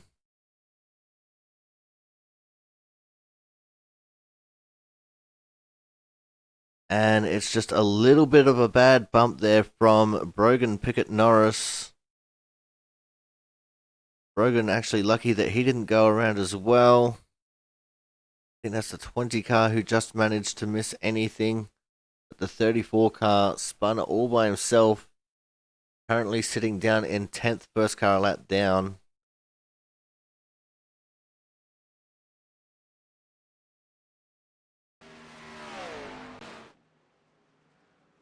That was from bad to worse. Going on right now, talking about 34 car getting spun out. Well, we're not going to get into that because that is not something that we need to worry about for here. But that is definitely, as we said, going to change the entire scope of this race. As we see some pit lane shenanigans ensuing there. But we're going to go for a quick commercial break. When we come back, we are going to have the final 8 laps of this race. So make sure you guys stay tuned.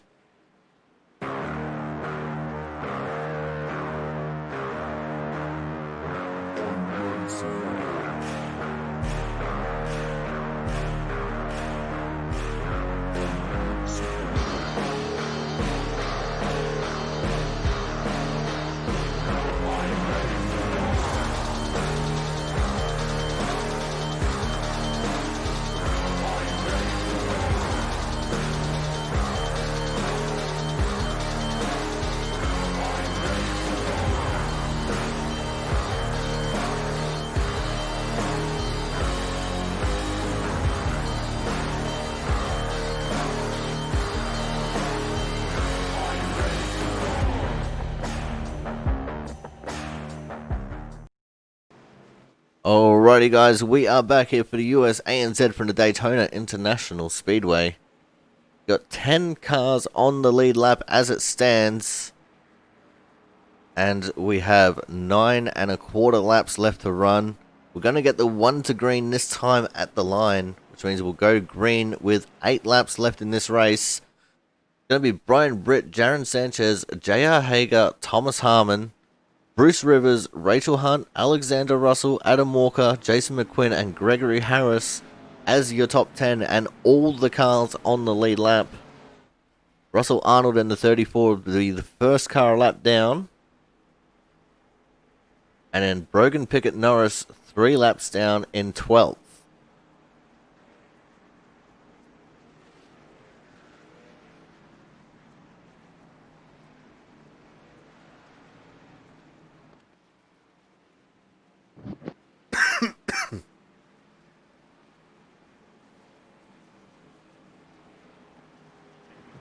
So the lights are out on the pace car. We're going to get formed up here. And if I was Brian Britt, just putting this out there, I probably would have chosen to start on the outside line. Because right now you have Harmon and Sanchez lined up out there. And once they get hooked up together, they're going to be a force to be reckoned with here, Ryan. Yeah, he needs to protect that bottom line and hope that the 88 car is as good now as he was then. Well, we'll have to wait and see how it is going to transpire for these drivers. As I said, we're going to have 8 laps left to run when we get the green flag. Interesting to see if that 4 car still has the speed in it that it's had. I didn't notice the damage to the spoiler until we got slowed down. Looks like it has a little bit of damage to the center of the spoiler. Yes, that was from an earlier incident, so he's been running with that damage for a long time. Yep, but hopefully nothing changed once that downforce came off the car and everything resettles. And could be a problem sometimes. It can, but I believe they've got it in them to be able to come away with this as we get ready to get the green flag again. See our flag waver on the screen, and we're back under racing conditions. You know, I gotta Thomas find some reason Harmon. to see if output's gonna be slow, man. Thomas Harmon giving the big push to Jaron Sanchez right now. Sanchez drops down in front of Brian Britt and takes over the lead. Leaves Thomas Harmon out to dry. And now Brian Britt moving to the outside lane. He's going to get the help from Thomas Harmon. Because Thomas just... Oh, Thomas abandoned ship and went down to push Sanchez. He doesn't want to push Brian Britt. He wants to push his teammate. Unofficially teammates. And that is going to be clean and clear. Sanchez and Harmon in the lead of this race. Brian Britt and Hager still in that outside lane trying to make something work. But here comes the 42 of Alexander Russell. Involved in a few things earlier. But now sitting in P5 with the 95 of Bruce Rivers behind him.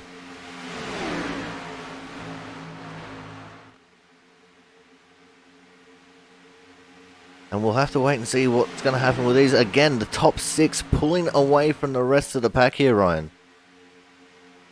Yeah, these guys have run away from everybody. It's going to be a good race up front, I think, here, though. Hopefully, we can see this 5 car make a run on the outside.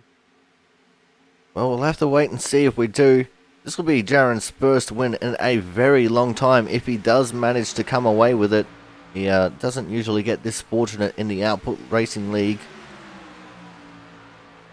But he's been definitely showing the goods here in USANZ.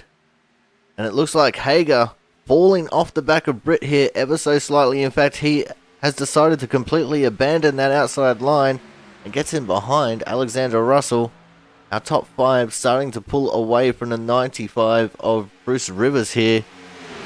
Brian Britt not going down to the inside yet. In fact, here comes Russell and Hager to lend him some help on the outside lane. It's 3 versus 2 with the 3 on the outside. That's going to give them the advantage here as far as draft is concerned.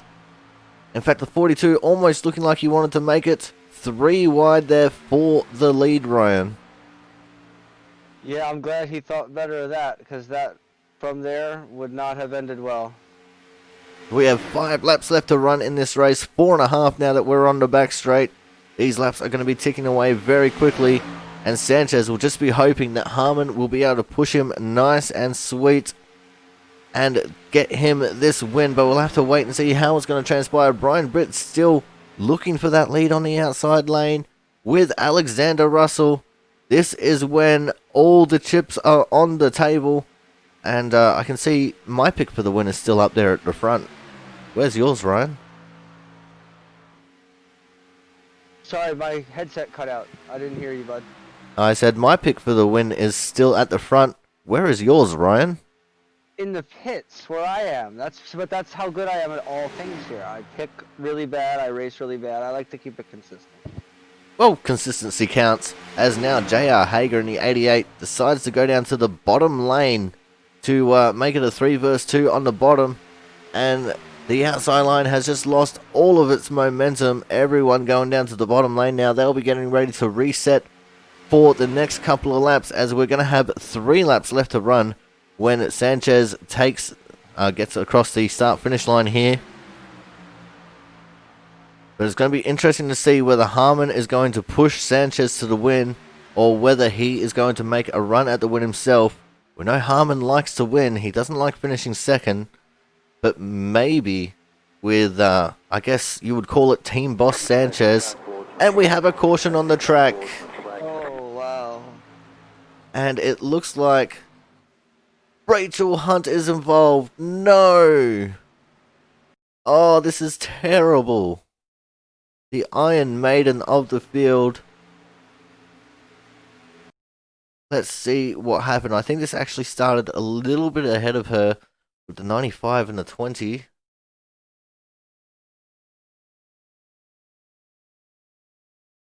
See, the 2 car is there as well. So, Brian Marola. Oh, the 20 got bumped from Bruce Rivers in the corner. And, oh, Rachel, absolutely nowhere to go. Hit from 3 sides. 23 is involved. The 95 actually rolled over. The 73 of Andrew Perkins. After that one little hit, was able to keep going. The 24 drifted to avoid. Looks like Broken Pick and Norris was involved as well. But Rachel Hunt got very banged up there, and unfortunately, that is probably going to be the end of her run here, Ryan. Yeah, we hate to see Rachel get knocked out. I hate to see everybody gets knocked out, but she's always such a clean driver, and it's a shame that she got involved near the end. So while we are under caution again, actually, Ryan, do we have green-white checkers in this league? We do. We do, so we're going to have our first attempt at a green-white checker finish. This is this league's first attempt at a green-white checker finish, I do believe. I can't remember one from prior to tonight, so yeah, I think this would be... So history in the making, guys. So before we get into it, we are going to go for a quick commercial break. Although I'm having a look and it says 1 to go. I'm not sure why we didn't get the green-white checker. We had to remake the server prior, so there's a chance that that's a ball dropped on our part, so that's unfortunate. Yeah, and Aaron's confirming right now, when he rebuilt the server, he did neglect to turn on the green-white checkers. So we're that done. is We it. got it. That is the end of the race right there. Your winner in the USANZ for the first time is going to be the 4 of Jaron Sanchez. The 38 of Thomas Harmon will be P2. J.R. Hager in the super modified, first in class, 3rd overall. Brian Britt will be 4th. Alexander Russell 5th. Gregory Harris P6. Rachel Hunt will be 7th with Adam Walker 8th. Jason McQuinn 9th. Russell Arnold in 10th. The last car on the lead lap. He just got a wave around and got back to the lead lap. So, Ryan, that was one hell of a race, one would say. It was a lot of cautions tonight. A lot of stuff to go back and look at and see how we can help the racing be better for future plate tracks. But overall, I think it was exciting at the end, and I enjoyed it. Too bad I got involved in some early shenanigans and wasn't there to finish it up. But nice job to these guys. Congrats to Jaron. And that's a good question. We just had a driver say, "Where are we going next?" Where are we going next? I don't know. I haven't actually had a look, so give me a brief second here, and I will be able to have a look. I don't remember. Next track will be Bristol, with single pit roads at night for 250 laps. So we're in for a long night. It's gonna be fun. Hopefully cleaner than tonight. Be something, wouldn't it? It definitely would, but I don't have much hope for it being cleaner than tonight. It's Bristol, baby. It is.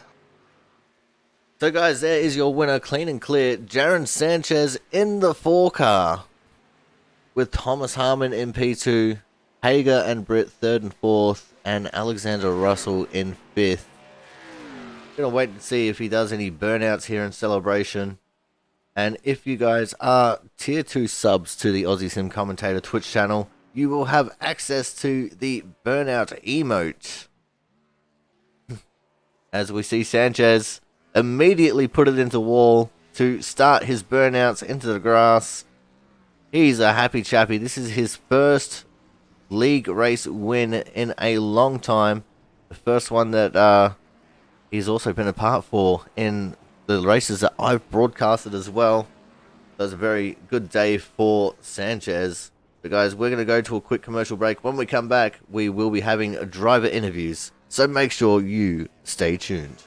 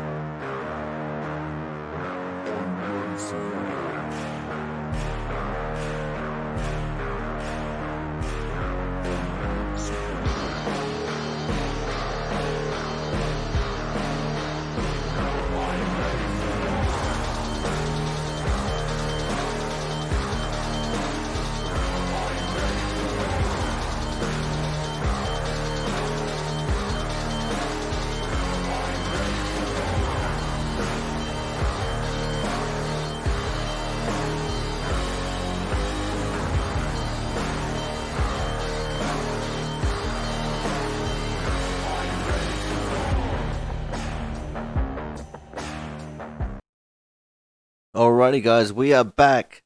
And it's time for driver interviews. And we're kicking things off with today's winner. And it's not very often that I get to talk to him as a winner, but I'm so glad that we get to today.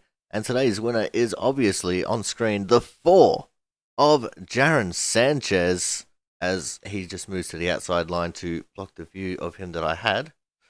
Jaron! Finally a winner. Tell you what, feels real good. I'm sure Thomas isn't too happy.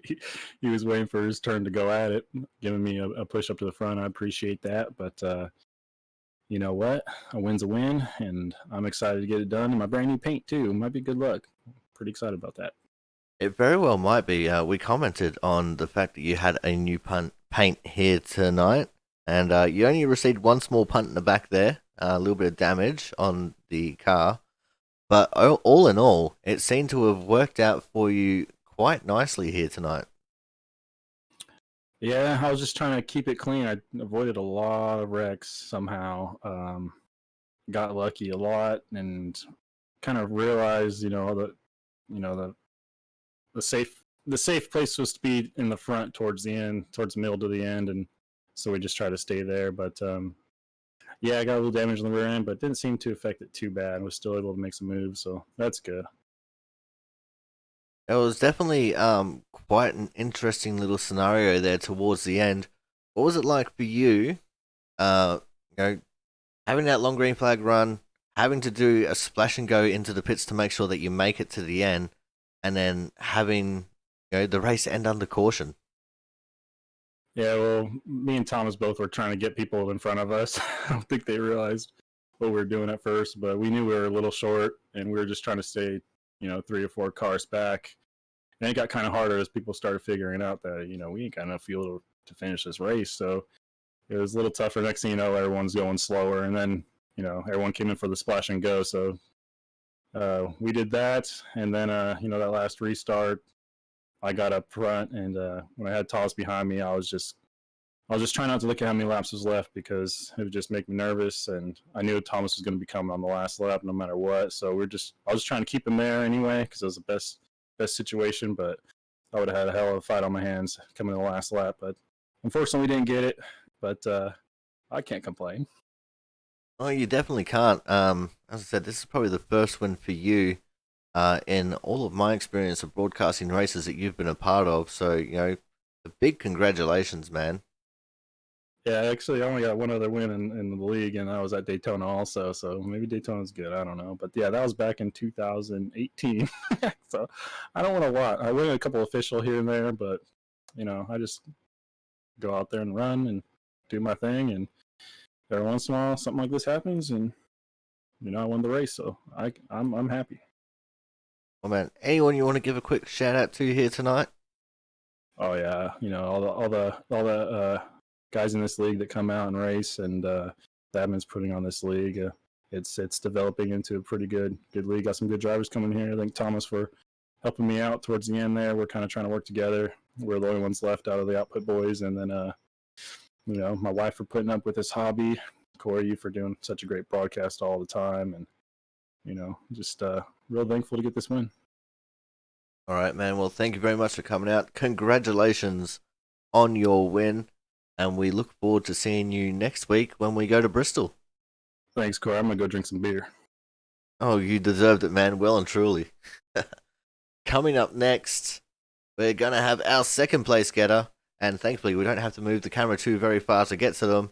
It is going to be the 68 of Mr. Thomas Harmon. Thomas, you must be bitterly disappointed that last caution came out and the green-white checkers were not turned on.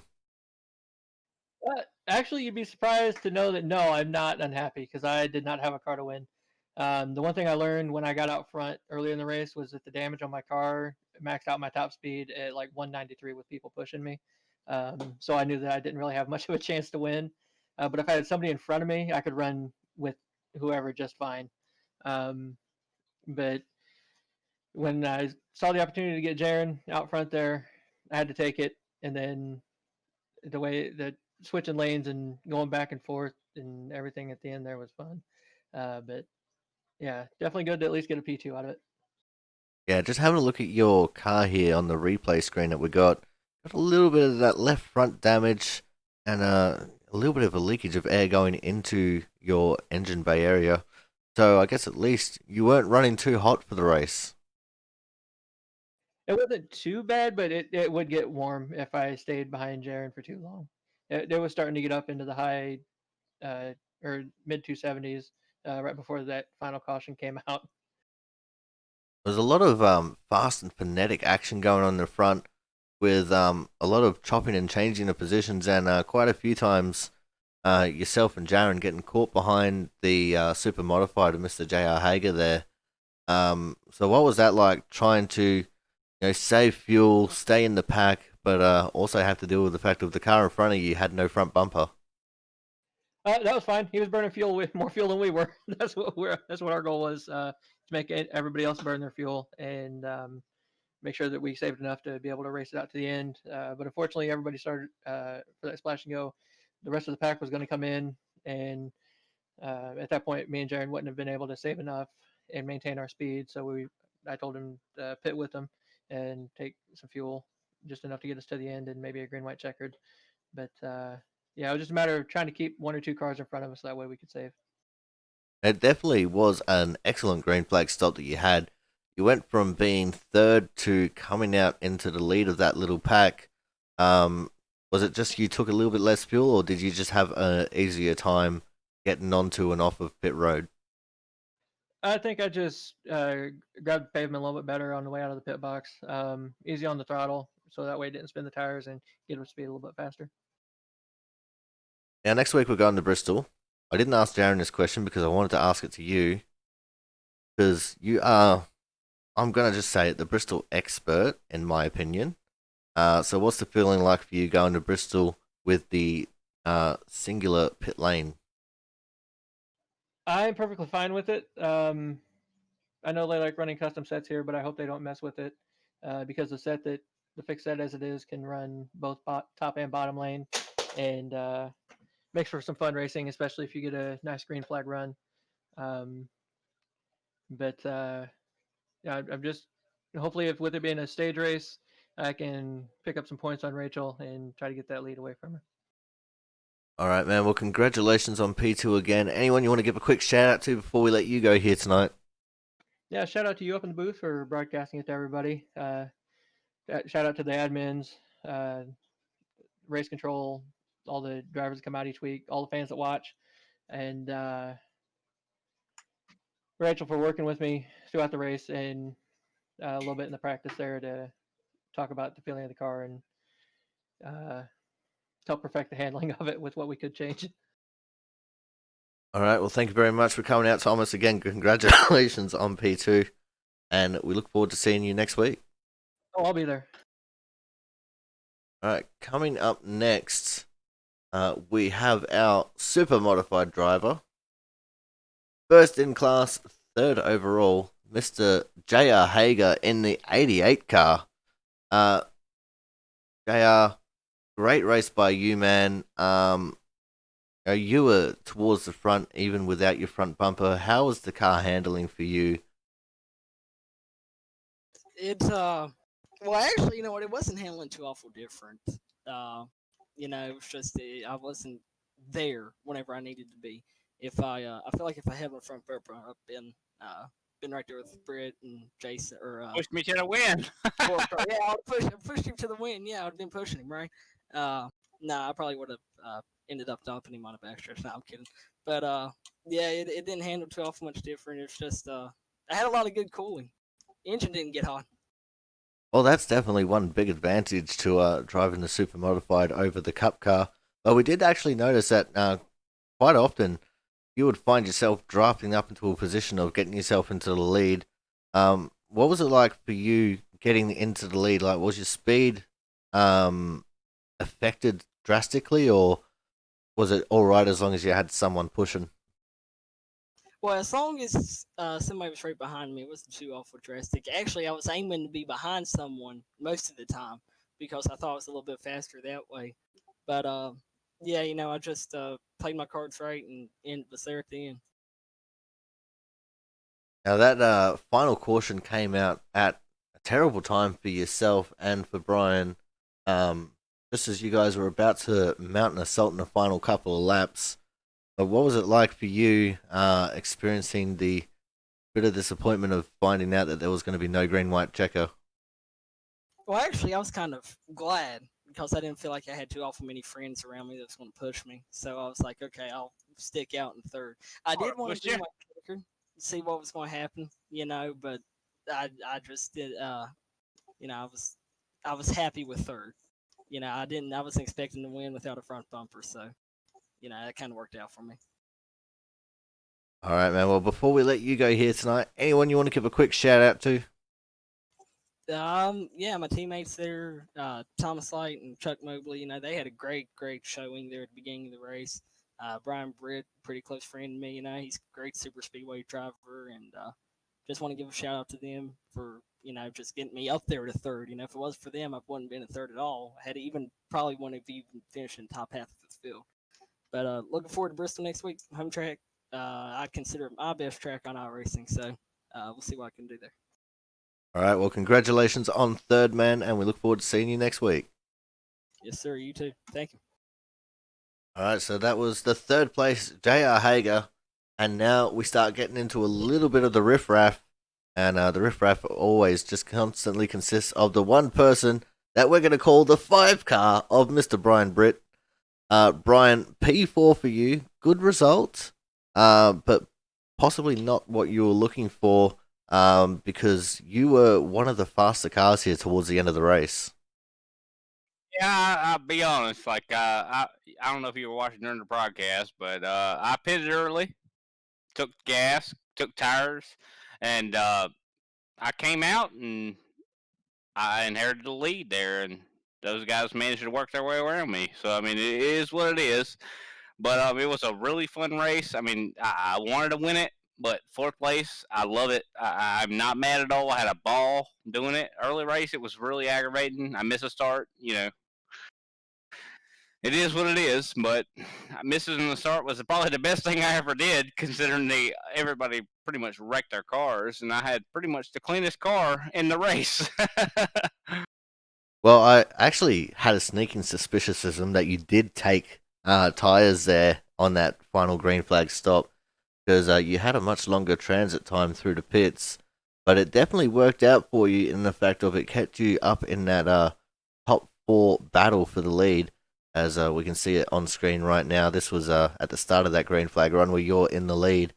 But man, you definitely had the prowess to keep your car in front for most of it towards the end there. Yeah, So I got some bonus points there. We're leading the race a lot. yeah, well, that's exactly right, and those points at the end of the day will accumulate, won't they? Yeah, I hope so. I mean, I felt like I performed the best I could. I felt like I really brought it tonight. Like Daytona, I'm really good at the plate tracks. I mean, I'm good at a lot of tracks, but Daytona and Talladega, I'm always a threat. You know what I mean? Indeed, I do, and it was definitely a good showing for you, man. Being up towards there, and we already know your feelings on Bristol. So, anyone you want to give a quick shout out to before we let you go here tonight? Well, I just want to shout out to Starcom because I mean, these are the guys I work with every day. I mean, I was working with some other teams tonight, but I mean, it's still with Starcom all day. Like anytime, like I would even shout out, Aaron, move me to the channel so I can talk to this guy, so I can work with him. You know what I mean? It's like it's always that way. You want to, especially a plate track like this, you always want to try to work with the guys you're closest to. If you have friends, that's the best thing you can have at Daytona. Oh, well, that's exactly right. And plate races in general, always good to have that little bit of a help. But great result from you, man, and we look forward to seeing you again next week. Thanks, I appreciate it. Hopefully, I'll do good at Bristol. Well, we can hope, but we won't hope too much. Oh, I hear you. I mean, it hurt my feelings, but I hear you. All right, coming up next, I do believe we have our 5th place finisher in the Discord here as well. on screen working with Rachel Hunt before disaster. We are, I'm pretty sure, talking to the 42 of Alexander Russell. Alex, great race from you to finish in P5 there, man. It looked like you were on a little bit of a charge there towards the end of the race. Sure was. Early race, some incidents happened. I don't feel too great about them, but I can't turn back the clock now. I know that I have some darts gonna be thrown at my portrait soon, or at least pictures of my car, because I've gotten some complaints about how I raced. Fair enough, I get it, I was racing hard. And it was a real struggle, so I was trying my best to keep up with the lead draft through that closing run. Um, Everyone up there had such a great car, and even JR, who had the super modified, as you commented, he had a really strong car that final run. I just didn't have the engine power to keep it going. My whole goal after big wrecks and incidents were just finish the race, get a top 5 if I could, and that was off the cards after I fell a lap down. I had a little bit of an incident on the backstretch, which it hurt my car a little bit, so went down to fix it. Came back and had one of the greatest races of my life. I compare it to Ferrari at the Austrian Grand Prix.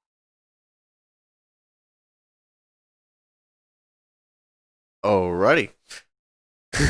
Sorry, I kind of zoned out there a little bit. My apologies, man. But you were definitely in a great position there on that final restart, and you seemed to hang it with those boys that were in front of you before that caution came out. And we also had Bruce Rivers up there with you, but he started to drop off a little bit behind you. Were you hoping that Brucey was going to stay with you so you could try and move up towards maybe battle for those top 4 spots, or was it just kind of hold on to the 5th while you had it? I was in that last restart. I was really hoping that the 95 would get up there, because then I really needed a car behind me to get the engine power back to where it should be. But he fell back, and I was just after that. I was just hanging on to the draft and trying to get all I could. All right, man. Well, going to Bristol next week, what is the feeling like for you going from the big drafty track of Daytona to the short, high banked oval of Bristol? For me, I know that 4Xs are going to happen. The gloves are going to come off for a few drivers. They've mentioned that, and I'm ready to have a good race, whether it be ending in the garage or out on track. It'll be a real good race either way, so you better tune into it.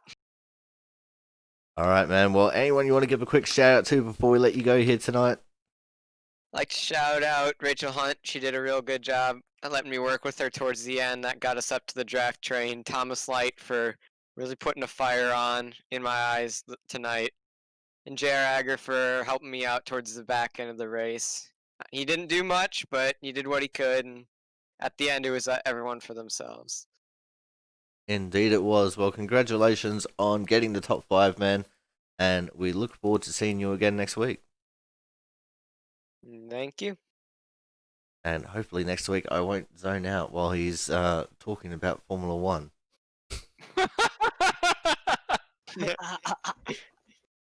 As the peanut gallery goes wild. Coming up next, where the hell did you finish? Finished in P9th.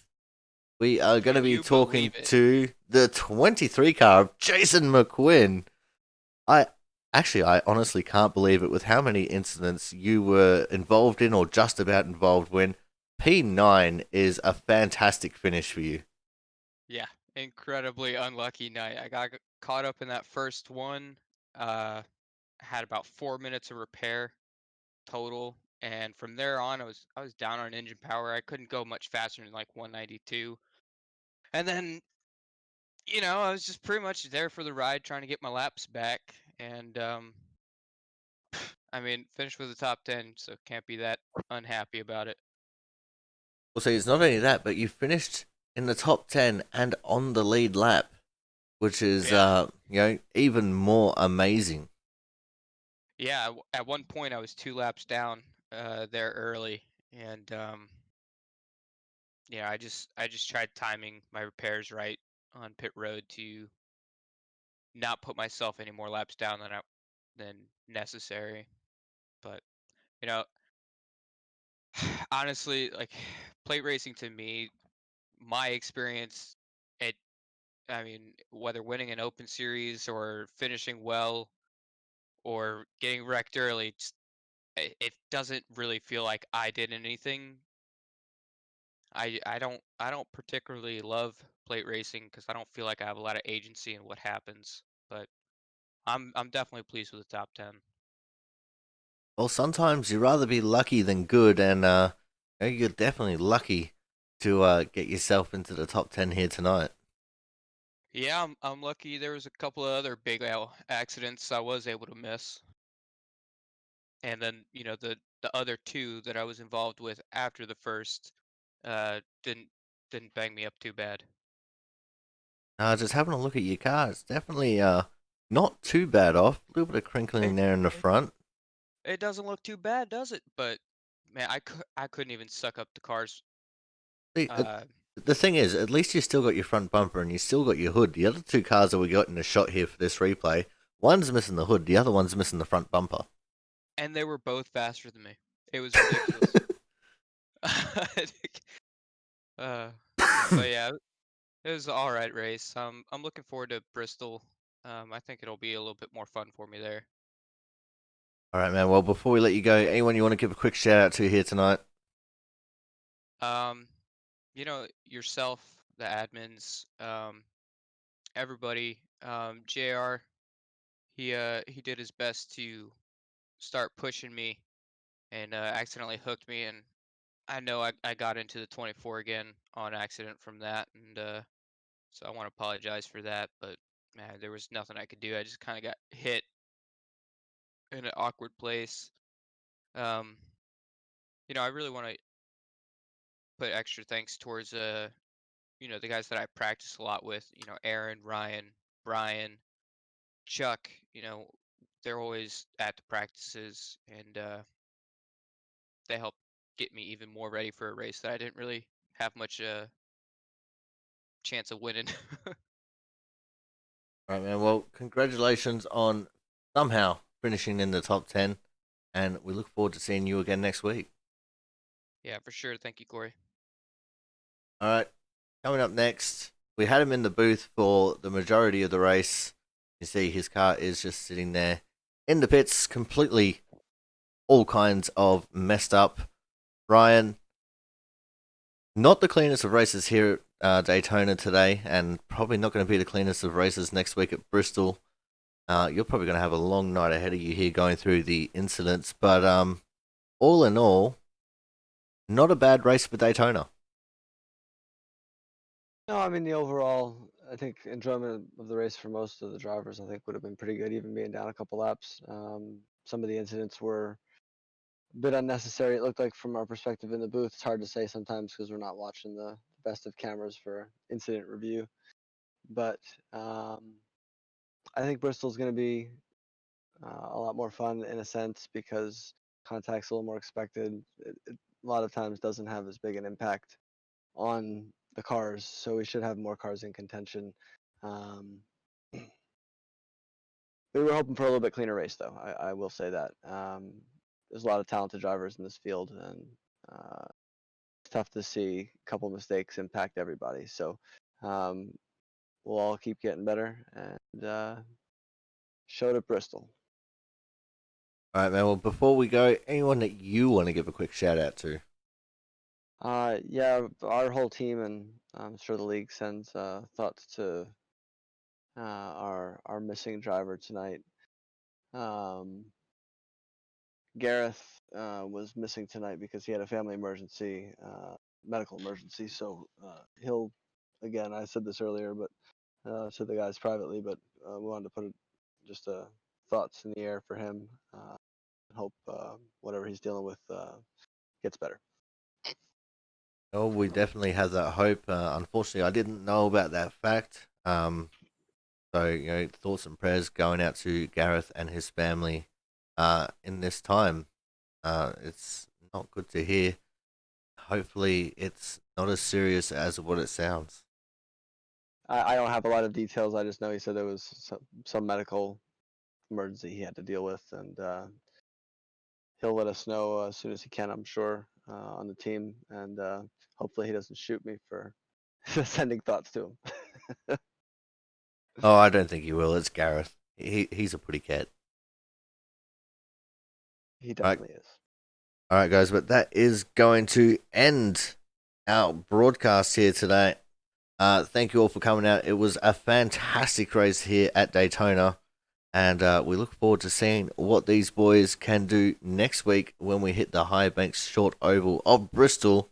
Until next week, guys, make sure you guys all stay safe out there, and good luck in all your races and all that, and make sure you come and join us next week for what I'm sure will be an absolutely cracking race.